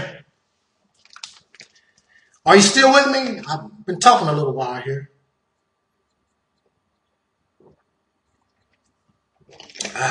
Okay. Like I say, I really don't get a chance to speak with us like I want to, but I want to take the opportunity to do that, because I don't know when I'm going to be able to speak with us again, and I want to make these points. Okay, here we go. We're going to talk about these black homosexuals. I was just watching a video not too long ago. I guess it's this brother, sister, whatever they want to call themselves. I don't know. Okay, homosexual, gay, however. They were getting ready to go to the 20th anniversary of the Million Man March. Since y'all know homosexuals and Caucasian people were going to be there, I know you certainly did not want to support or go to the 20th anniversary Million Man March. I did not participate. I have my own reasons. Those that follow this ministry, you know what those reasons were. And it had nothing to do with Caucasian people or homosexuals or Scientology or none of that kind of stuff. I want my gay, lesbian, homosexual audience, I want you to listen to me very clearly. I want to make perfectly clear that this ministry does not advocate homosexual behavior. And I say, and it is a fact, it is unnatural. I do not base that on religion. I base it on my study of the life of this planet. In fact, if the life of this planet was homosexual, there would be no life. It would appear and it would immediately go into extinction because homosexuals cannot reproduce.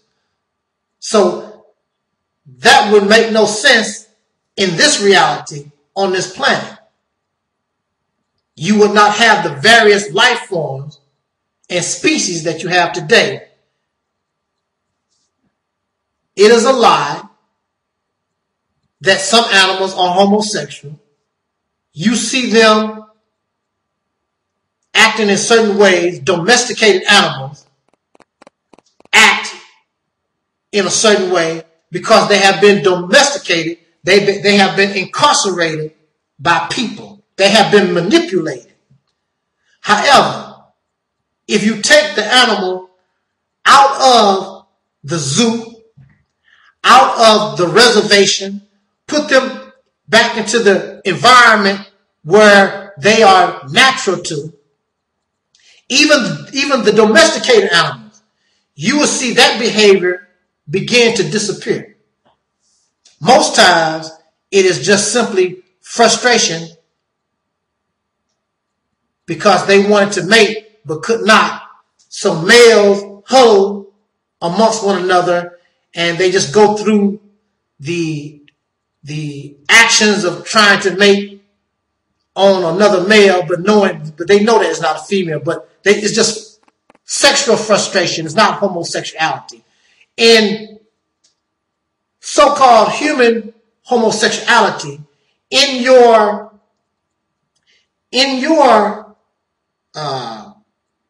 activity of sex, you're looking for pleasure, gratification in your genitalia. Animals are not looking for pleasure. There is simply frustration because they want to mate. They want to reproduce. They want to pass their genes down into the next generation. Now, I say that it is unnatural, and you can say that it is my opinion. I say that it is fact. But since you say that that's my opinion that it is unnatural, born of exploitation of women and children and incarceration, and in today's modern times, it could even be caused by chemical imbalance due to our food, medications in the water, other environmental factors. It could be caused by that also. Also, there are people who are easily influenced by society if that society is in the business of promotion of a certain behavior for whatever reason. But again, you may say that what I offer is opinion. I am saying that it is fact. But I have nothing against the black homosexual community, regardless to that. Because there are a lot of things that all of us do that is unnatural. It is not natural to drink soda, but we do drink soda. Soda is carbonated by or with carbon dioxide. Carbon dioxide is something that your body is trying to get rid of. But here you open a can of Pepsi, a can of Coke, or whatever soda that you like, and you actually drinking the poison that your body is trying to get rid of on purpose. That is an unnatural, in fact, is a suicidal act. But we do it every day and don't think about it. So just because I call homosexual behavior unnatural, we all do many things unnatural. I have nothing against my brothers and sisters who are descendants of slaves, having dark skin, born in America, who are homosexual. And I must not have anything or be biased against you because I represent justice. And there is something that comes from up out of Christianity, something that is very well quoted, and it says, "He with no sin cast the first stone." But who is more biased? Who is more judgmental? Who is more filled with hate and violence toward homosexuals? It is the Christians and some others, self-righteous people. But if you have no sin, cast the first stone. And they know they can't cast the first stone. But there is always a fall guy to blame homosexuals. Direct your attention to homosexuals that make you feel better because you know you are full of crap. I have never been disrespected or harmed by a homosexual, gay, or lesbian person. Never. In fact, when I was a valet at a hotel, some of the best tippers and some of the most kindest people. Matter of fact, when I was locked up, some of the most nicest people I met was homosexual people, but they never disrespect me. So I have no problem with them. I treated them like I wanted to be treated, and I did not care about their choice, or some of them don't say that it's a choice. However, it made no difference. We got along just fine. I have never been harmed by a homosexual, gay, or lesbian person, and most of you have not. So what are you so hate-filled against and biased against homosexual people for? I don't understand that. You know what is sad? What is sad is, as a people, not only must we suffer under racists, but we must suffer under the ignorance of some of us who have become self-righteous wackos. Religion makes us self-righteous. Some of us, for whatever reason, we just become self-righteous.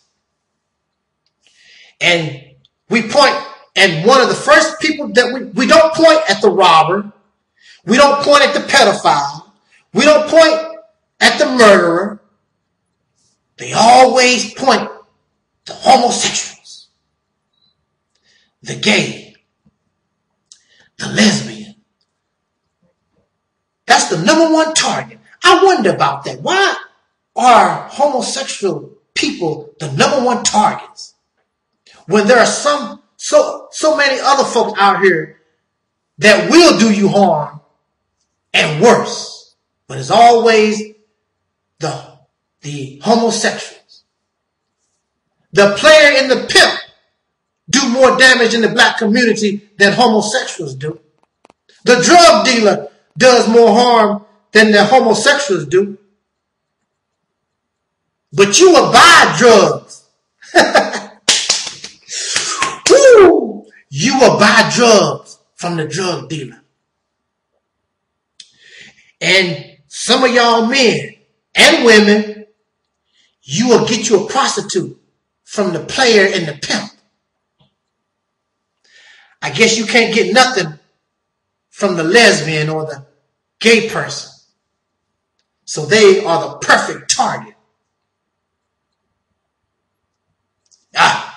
Oh, Negro, be quiet.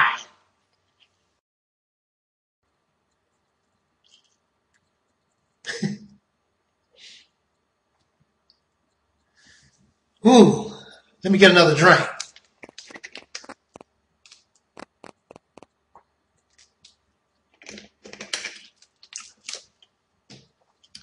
Oh, Negro, be quiet.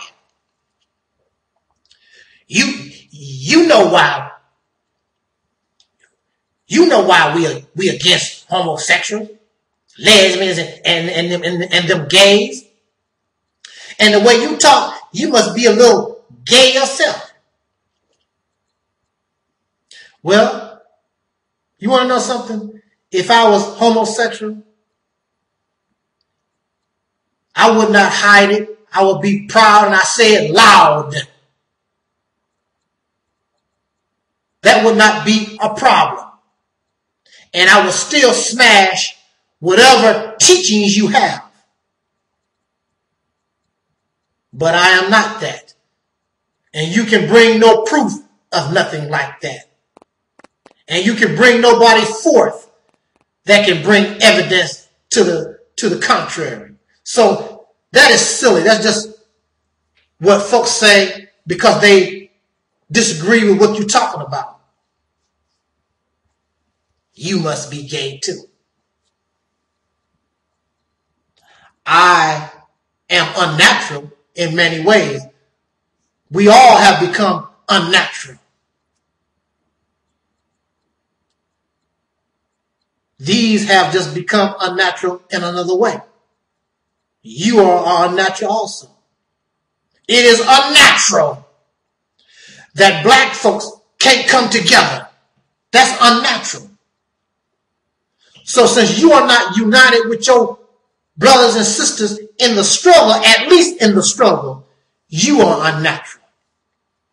Here are black people who say they are gay, but they are proud to be black. They are proud to be African, and you reject them. You got to get rid of that homosexuality, but you don't have to get rid of your unnatural stuff. Yeah, but you know what they do. No, what do they do? You know what they do. Oh, come on, man. You know what they do behind closed doors. Well, I know what I see on TV. I know what I hear in the street. A homosexual, gay, lesbian person has never told me what they do behind closed doors. However, I can guess. I have an idea. And if that is true, then you ain't no better. You do the same things. I'm not trying to be nasty, but y'all suck penis, lick vagina, play with booty. You do the same thing. Well, that's between a man and a woman. It's still nasty. It's still disgusting. What man in his right mind, you love this woman, want to put your phallus in the woman that you love mouth? That's disgusting. And then you kiss her. And you call that love. But when homosexual people do the same thing, what they do is nasty, but what you do is all right. Nobody told you to tell what you do behind closed doors. But you did because you do it with pride. Who are you to judge anybody? You can't judge nobody. You just as nasty and disgusting. In my eyes, I don't do those things. Here you are. If you were thirsty and I brought a toilet with water in it, you look at the toilet and say, I don't want that. But at the same time,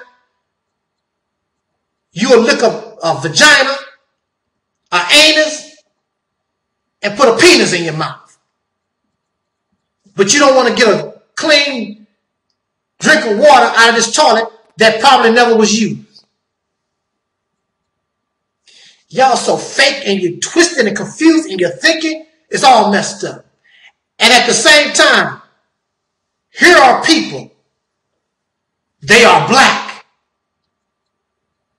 They can get beat in the street and shot down like a dog, denied a job, and anything else because they black. They come from the same people you come from. But you better.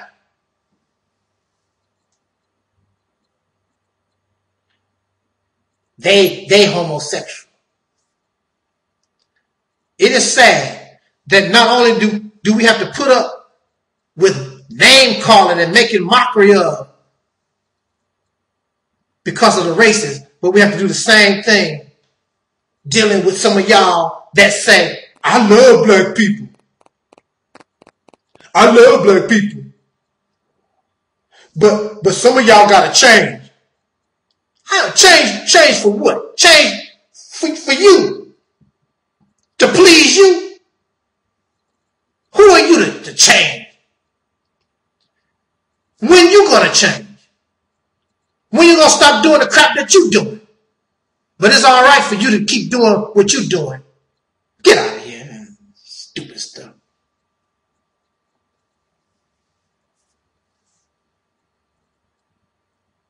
Now I want to say,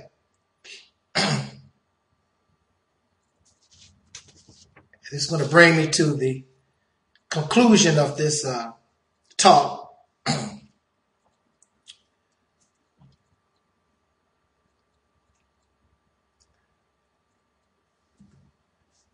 I felt very funny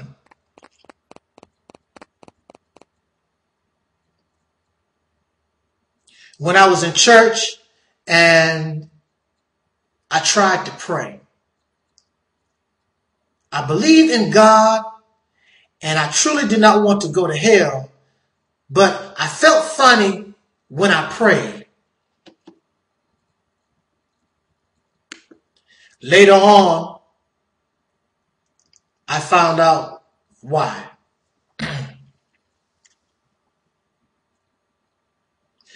As I evolved in this thing called black liberation, I found myself saying, black power, black power. I believe in the liberation of a people, believe in the freedom of the oppressed, but something about this, I could not know, no matter how I tried to get into it, there was something that was causing me to reject hollering black power. And I'm going to explain to you what happened, why you should not, and we as a people should no longer be of black power.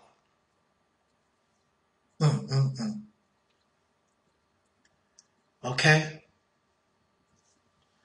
None of us should no longer talk about Africa this and Africa that.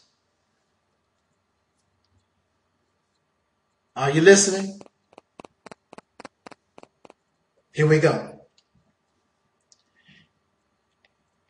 So don't even begin to try to refute nothing, because you can't.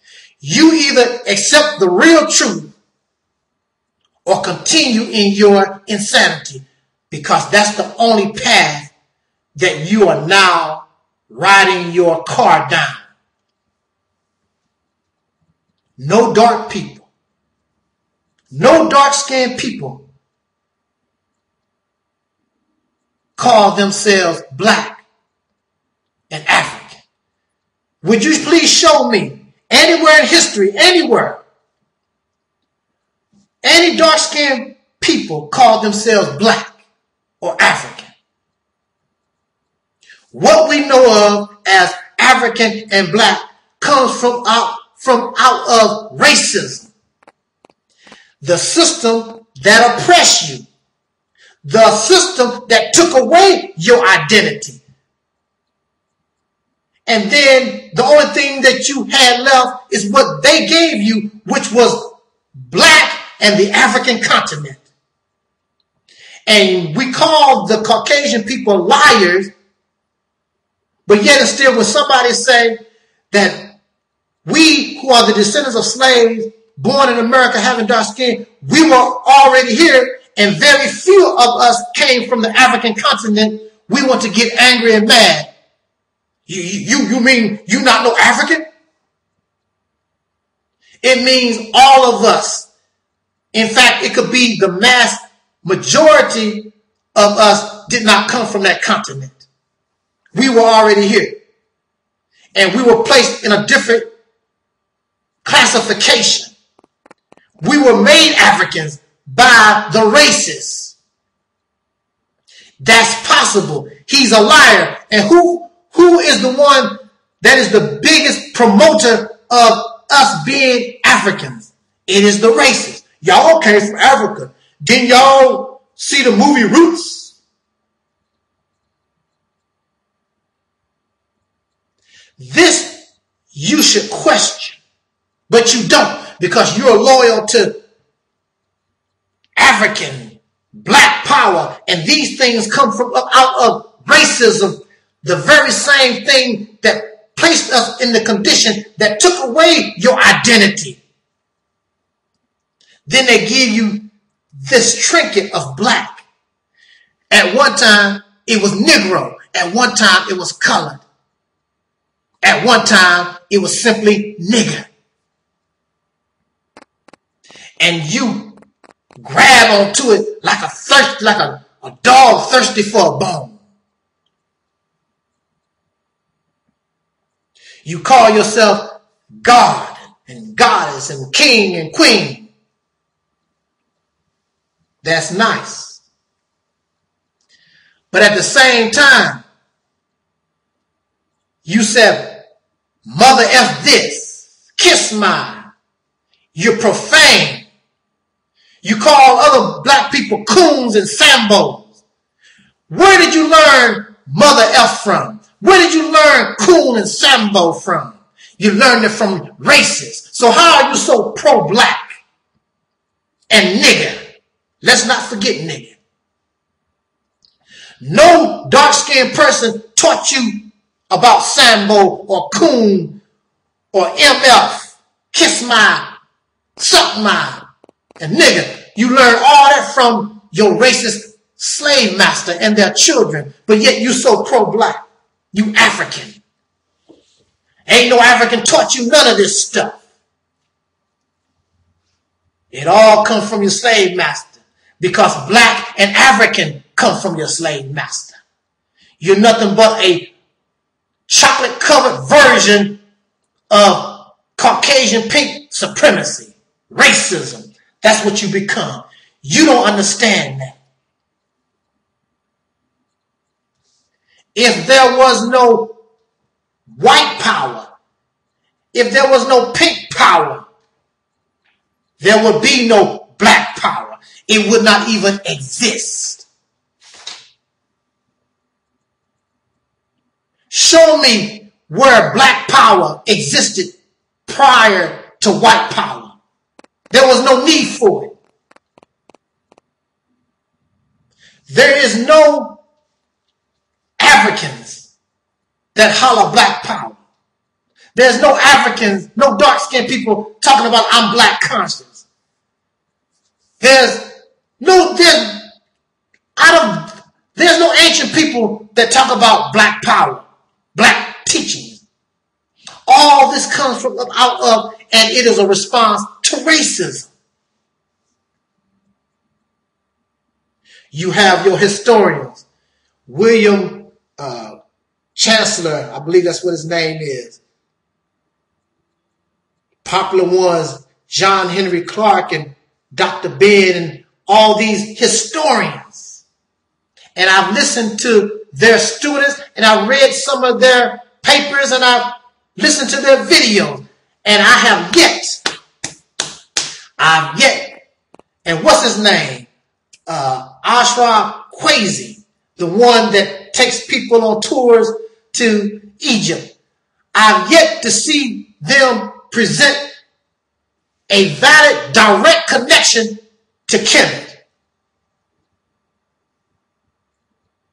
There is no direct connection. The people, because if there was a direct connection to Kemet, then we would be Egyptians. But we're not. And if that's the case, then we never lost our identity. We were always from Egypt. Then you show me the slave ship, you show me the records, show me some type of evidence where we as Egyptians, our ancestors were placed on boats and brought here as Egyptians. You don't have that. There's no direct connection. On top of that, you also have to prove this connection, especially when those of Kemet became extinct. They are an extinct people. They don't exist no more. The only thing left of Kemet is the pyramids, what was left in the pyramids, and the mummies. That's it. It should be in your DNA to build a pyramid. Y'all ain't built nothing. You can barely make a grocery store. You can barely go to work on time. All these things are teachings for those who suffer low self-esteem because you have done nothing. In fact, you have become just like your oppressor who steals history. You do the same thing. Running around trying to dress like the people, like what you see in the hieroglyphics, like the people trying to dress like them. They did 5,000 years ago. This is 2015. This is 5,000 years later. Brothers trying to grow beards and cut their hair like they think Egyptians did. It's sad and pathetic. But some people, I guess, you need that. But then again, you get upset because there are people who say, I need crack. Now, what's the difference between you and the person who need crack? The person who wants crack wants to get high, and you want to get high on this teaching that makes you feel good about yourself. Because you don't see nothing good in being an American black person, a descendant of a slave. There is no direct connection. There is no direct connection to black people born in America and Kemet. None. Except they were dark-skinned people. That's it. You talk about that's your history. How is that your history? And you want to claim all the history except modern day history because you have Africans who are alive right now that won't let you claim their history.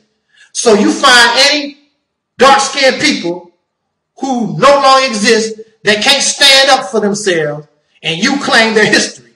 You are a liar and you are a thief. You're a plagiarist. That's sad. Is it that serious? You hate yourself that much because you are born in America and a descendant of a slave?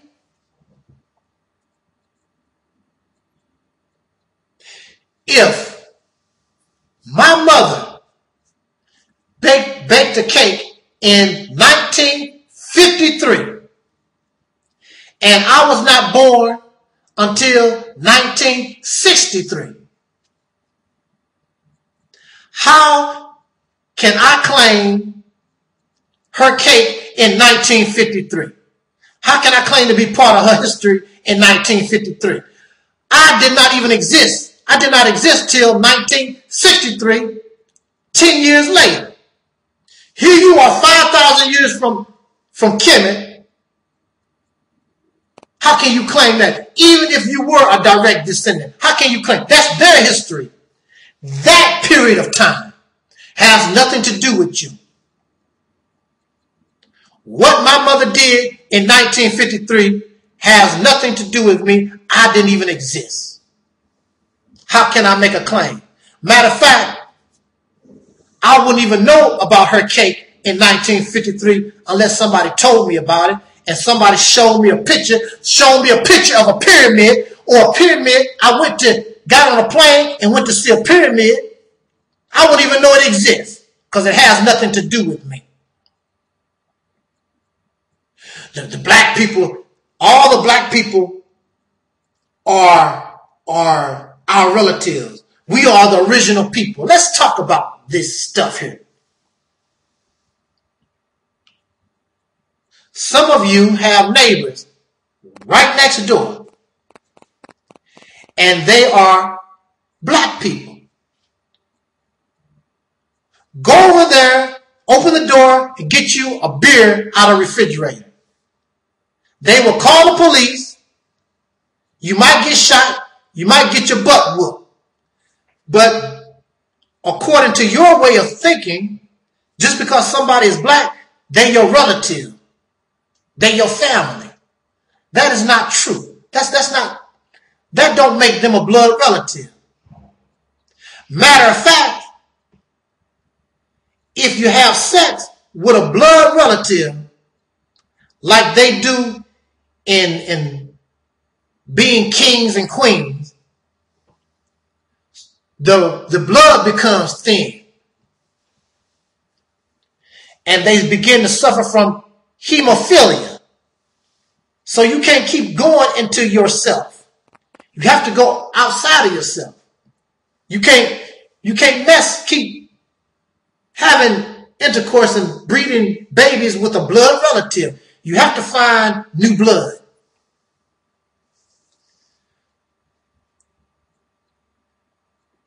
Your black next door neighbor, according to your thinking, that should be like a blood relative, but they are not. And they will prove to you very, very quickly they are not.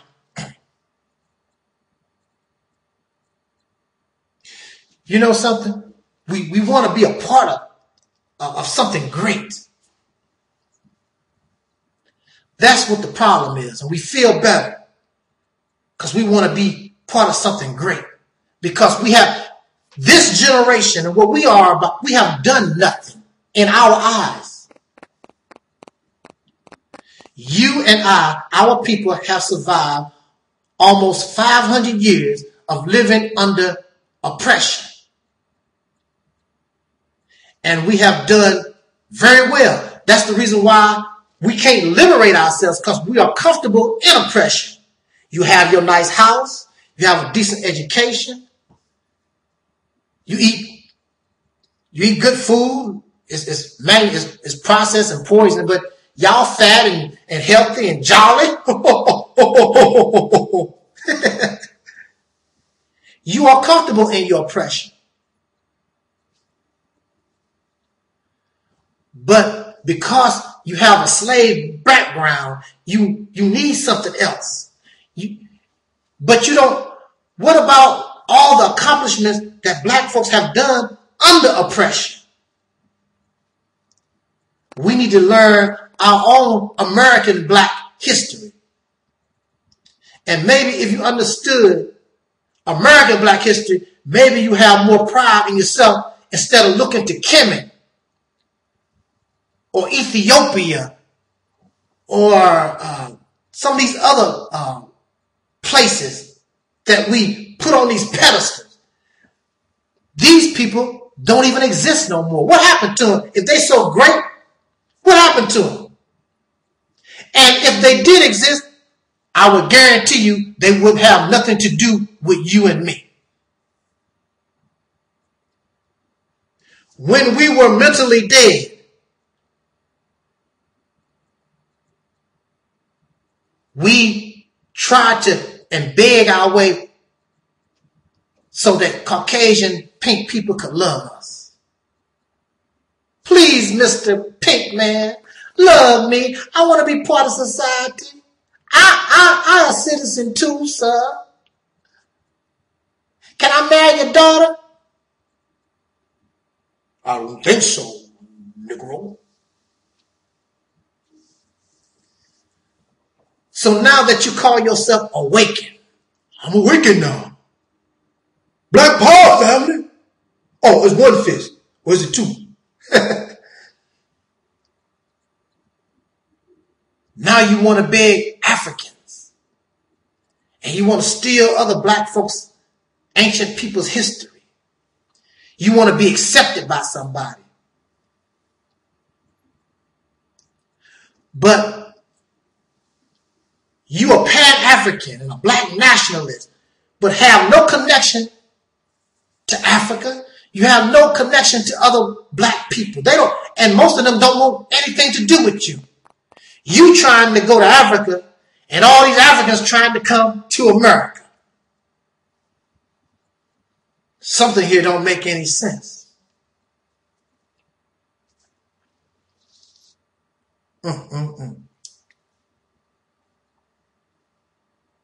There is nobody that I know of has a connection talking about Africa this, Africa that. Nobody that I know of has a connection to any African leader, period. You have no relationship with no African nation. You can go there and visit, and you can go there and maybe live under their rules. So you will become a Nigerian or Somalian or Ethiopian or Sudanese. You can be those things. But then at the same time, you don't want to do that because you lose some of yourself, because in reality, you know that this is you. No, I'm African. Okay.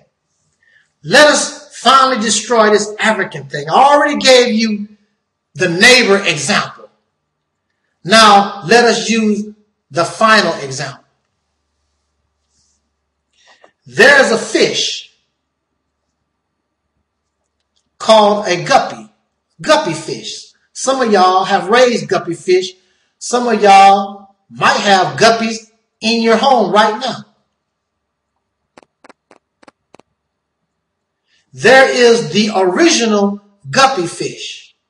And the original guppy fish comes from tropical waters, primarily from the region of the island of Trinidad and Tobago.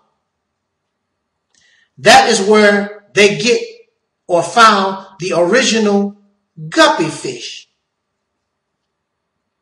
Since that time, if you go to any pet store or aquarium, any place where they sell these guppy fish, you will see countless, numerous varieties of guppy fish. In fact, the reason why the guppy fish is so popular is that the fish breeds very, very often and quick. It only takes 90 days to produce another generation of guppy fish. And you can take guppy fish and you can, if you know how, have an idea of how to do it, you can create your own guppy fish. I did that myself when I had an aquarium. I created my own type of guppy fish. Now, even though the fish that I had, the original guppy fish, they were original guppy fish. Even though I had the original guppy fish, they did not come from Trinidad or Tobago. They were raised in an aquarium. Oh man, oh. I think you should know where I'm going with this. We are the original people. We are the black man. We are the gods of the universe. Cream of the planet Earth.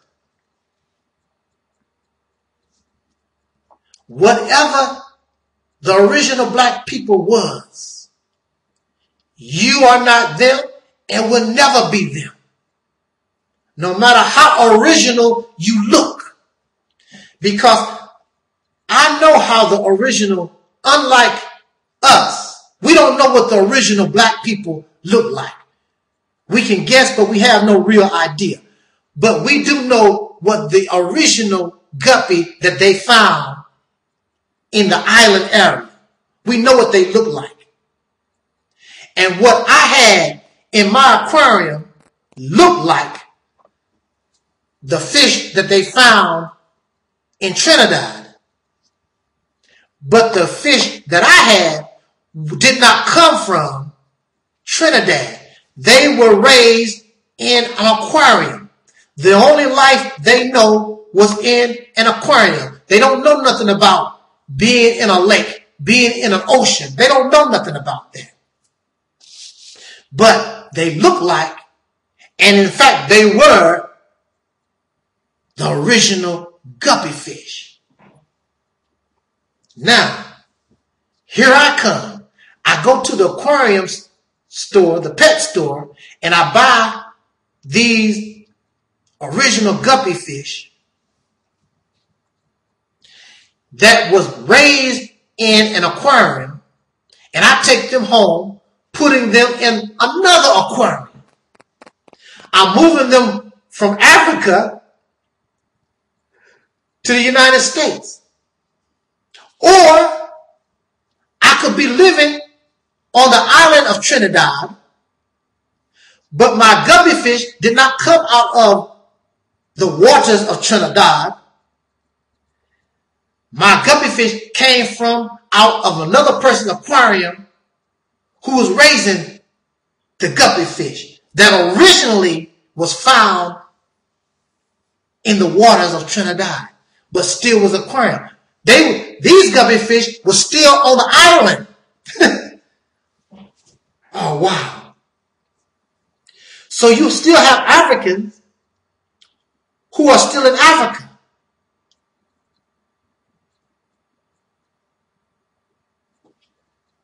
But they were colonialized. They were taken over by the Europeans. In fact, most of these African nations just recently won their liberation in the late 1950s. So they have not even been liberated from Europeans that long. This is just like having the original guppy fish in an aquarium that never left the island, but yet still they was just as captive as the ones that's in my aquarium. This is what we're dealing with, black people. The guppy fish in my aquarium, if they were people, cannot claim a history of Trinidad. They never was there. They never was there. You want to claim to be of Kemet. You want to be these Hebrew Israelites or whatever people that y'all want to be. You never was there. You never met the original black man, the cream of the planet Earth. You never met somebody from Egypt. You never met a Hebrew Israelite. All these are fabrications you make up in your mind. So, I have the original guppy fish look alike. DNA-wise, look like the original fish. In fact, it is. But really, it's no longer that no more. And it's going to get worse. Because now, what I'm going to do, there are certain traits that I see in my fish. So I'm going to take this male that got a certain trait that I want and find a female that has a certain trait that I want. I'm going to make them so the babies there can be more of a chance that this trait will come out. Then I would take those babies and whatever trait that's in them, I would keep mating this fish with this fish until I get something that I like. And what is it that you like? I got me a nigga. This is what has happened to us in America. They have brought us here. Whether we were already here or some of us came from Africa, it don't make no difference. We became breeding stock. The only thing we know about is captivity. We don't know nothing about freedom. And we were bred for whatever reason. Remember, we were treated just like animals. So if they mated their animals for certain traits and certain behaviors, then they did the same thing to us. Do you think that the Caucasian people on purpose were trying to make runaway slaves female with a runaway slave male? Chances are they're going to mess around and produce babies that want to run away. So the slave master, of course, wants to avoid that type of thing. There were also maybe physical characteristics they wanted in their slaves, but clearly this is a mental manipulation. This is a mental game. So it is no shock to me that we are comfortable in racism. It is no shock to me that we are comfortable in slavery. These teachings make us feel better about being a slave. We are ashamed of who we are and what we become because we know that we did not come from Trinidad. We know that the only home we know of is made of glass. We know this.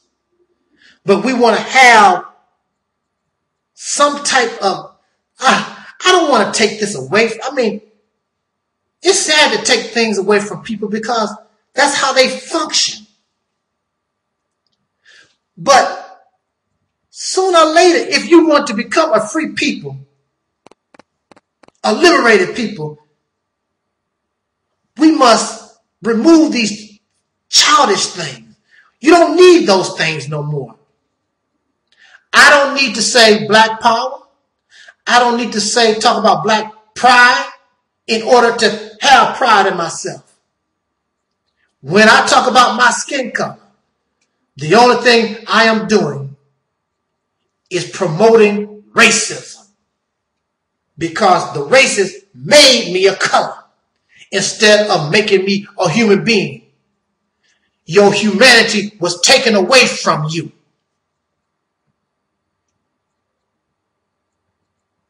And you was given a description to label an animal. Black guppy. Red guppy, Labrador retriever, nigger, coon sambo.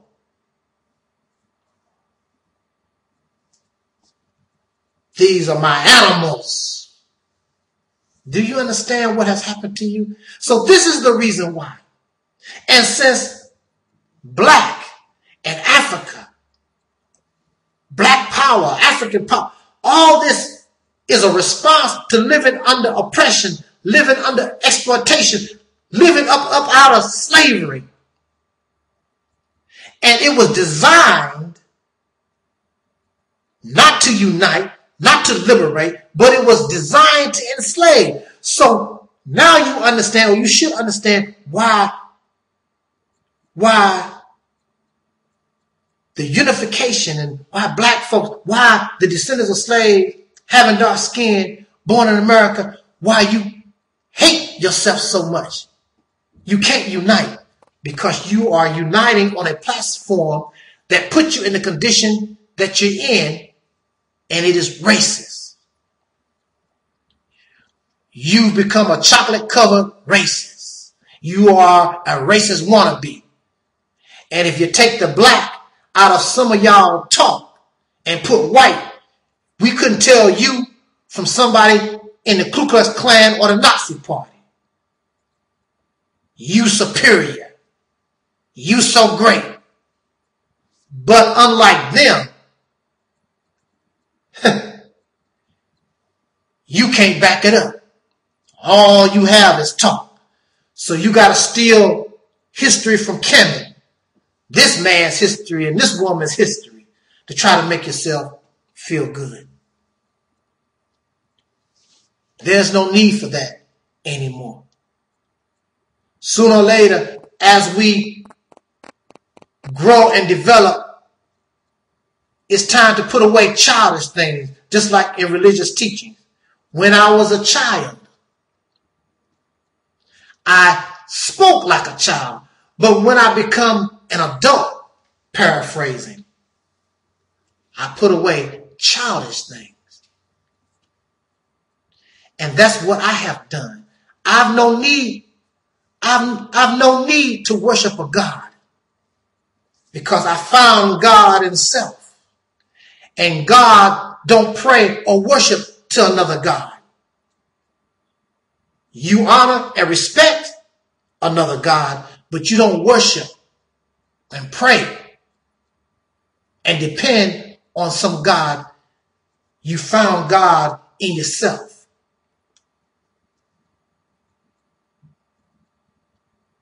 There's no need to call myself a child of God when I become God.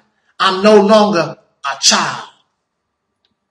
You should be able to do whatever God can do since you become God.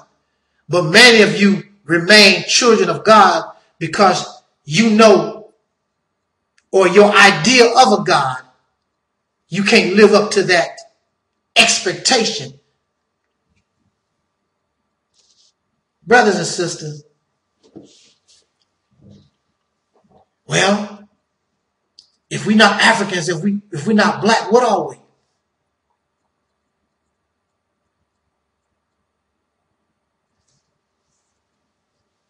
Religious teachings say the kingdom of heaven is in you. I can't give us that answer at this time. I can only do what has been given to me and required of me to talk to us about. Because this transformation is not about one person. It is about a people who have the potential to change the reality of this life. Just like this life that we're living wasn't always what it was. Somebody came in and changed the reality of the Native American people. Somebody came in and changed the reality of the African, even the Asian. They did it through lies, manipulation, rape, murder, wars, and so forth. And speaking of that, going back quickly to why females can't be leaders. What has been the result of leadership under men? Constant wars, rape, exploitation of women, destruction of this planet, because men are macho. They have to prove their power to another man. This is what I got. This is what I control.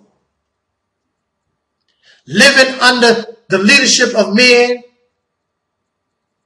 murder and violence. And you can debate that all you want to. you will lose, because history easily verifies that. So if you put women in leadership positions without the influence of men, they can't do no worse. But you probably would have a better chance with women, because women have a nurturing, I guess you would say, nurturing behavior. And they, instead of the destruction of life, they bring life into existence. Men don't have that. And I think all this woman bashing, well, in fact, I really know this woman bashing is jealousy that these men can't be woman. They can't bring life. Oh, they can help, but that's nothing like actually this life forming in you and you being able to bring forth this new life. So since I can't bring life into the world, I will control that which does such.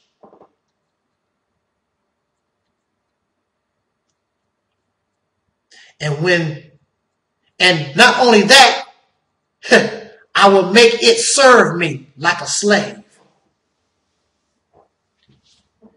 And I will give the woman this religion so she will be comfortable in her slavery.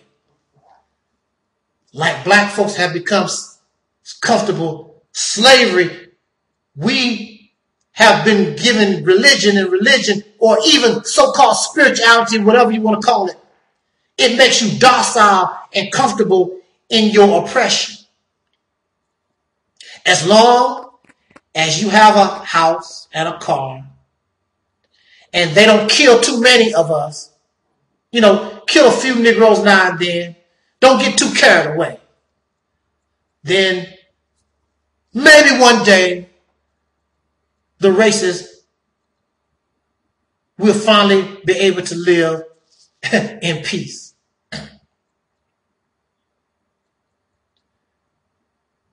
We're always looking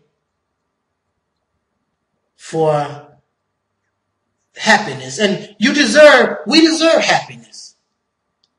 We deserve happiness, brothers and sisters. We've been through a lot. But don't you know why the races and other people, even African, do you know why many of these persons, they really don't like us? Because we have the potential. And whether they like it or not, we have the potential to change the world without a gun, without telling lies, without rape, without murder, without warmongering. We can change the world. We can change the reality as the Asian, as the African, as the Indian, as the Caucasian people, as they know it. You're already doing it little by little.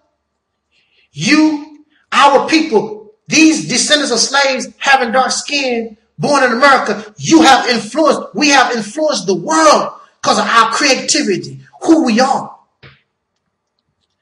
But we are in servitude to other people, and they get the credit. This is why we must be liberated from these demons once and for all. But you can't do that holding on to these fairy tales, these teachings, teaching you to be what? Be some fictional person. You might as well try to be Batman or Robin. You will never be of Kemet. Kemet no longer exists. You will never be a Hebrew Israelite. It's a fictional person. Fictional people in a made up Bible. It's made up. And you don't want to be a modern African person and living in Nigeria or the Congo or somewhere. You don't want to be that because you don't want to do that. Clear, you don't. So just accept yourself. I accept that I am a descendant of slave born in America and I have dark skin. It is a possibility that my people were already here, and the people they call Native American is in fact us also. In the teachings of the Honorable Elijah Muhammad, he talked about the population of black people and Native American people in this country. And he said that there were 17 million black people and 2 million Native American people. I would guess that he is also saying that we are the same family. I would guess, and it is a possibility, that we were placed in categories and classifications. There is a benefit. There is a benefit to the races to tell you that you are an African. Because if he tells you you are an African, that means you, besides reparations, you won't be making no real claim for this land. So there's a benefit. Keeps you looking at Africa. When the real land and what you really are is right under your foot all the time. So it's a benefit to him. And if the Caucasian people in government, or even the ordinary Joe, pink person, male or female, it does not cost any money at all.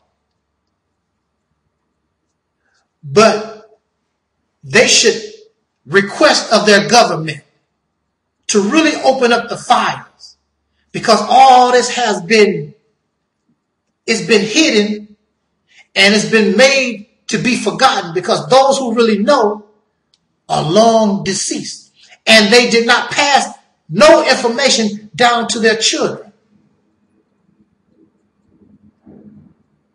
You hear it sometimes.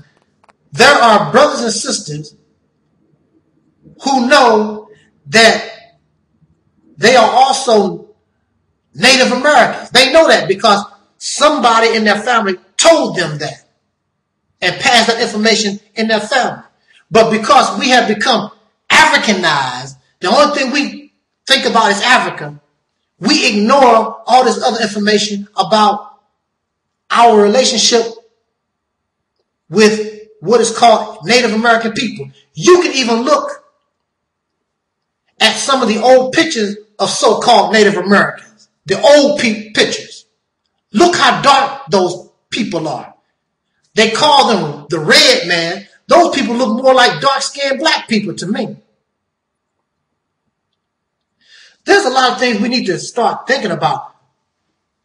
And you can't do that till we get all this religion and all this pro-black, these teachings. That was good. It helped us get up some steps. But now we want to go into the house.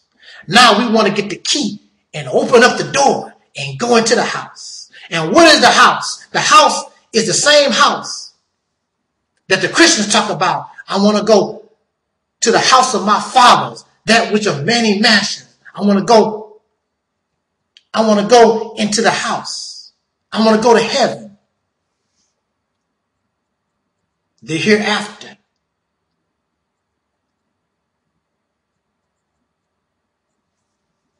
And once you do it, once we get on that path, we will be the catalyst, an example to show the rest of the world that they should drop down their guns and nuclear weapons and their poison foods and all this other insanity that we live in, that we have to deal with day in and day out. All the things that we suffer today, all of it would diminish and disappear if that's what you want. But just like I heard a preacher say, a devil can only produce hell. And so this is why we sit where we sit, because we are hell raisers. So this is the perfect place for us to live. Because you and we are hell raisers. But when your mind, what is the solution? The solution is very simple, brothers and sisters. And it comes from up out of your religious text. We must be righteous, and you must separate yourself from the wicked. Two simple things. But that's hard to do when you have fallen in love with evil. You are black conscious, but you still love evil. You love your weed. You love your Jack Daniels. You love your gin on the rocks. You love your fornication. You love your adultery. You love things of this world. So you might as well stay here. And you will stay here. And nothing will happen. Black African power will never be successful. Because it is racism covered with chocolate. No more, no less. And that's why I reject it. You cannot call me racist. I am not superior to nobody, nor will I allow you to say that I am inferior. I want for another human being what I want for myself. Simple as that. And we should grow from the human being into what we call God. But you can't become a God drunk. You can't become a God high on crack or smoking weed. Those are temporary fixes. That's why you're always chasing that, because it's temporary. But heaven or the hereafter offers you a high that you will never have to come down, because it will become a way of life. You will become high off life. And when you leave this life, you will still be high. And there will be no tears, just happiness that your journey was peaceful and you were able to live it in the best manner that was possible. And unlike this reality, finally, you can be in peace without resting in peace. With that said, I am your brother, the Angel Snutting Up 7. I am your host. This was the internet ministry called the Reality's Temple on Earth. And I hope that you would join me every chance that you get and support my radio show once we get it together on Talk Real Solutions Internet Radio. With that said, that's something I'm working on in the future. With that said, thank you for listening. Love.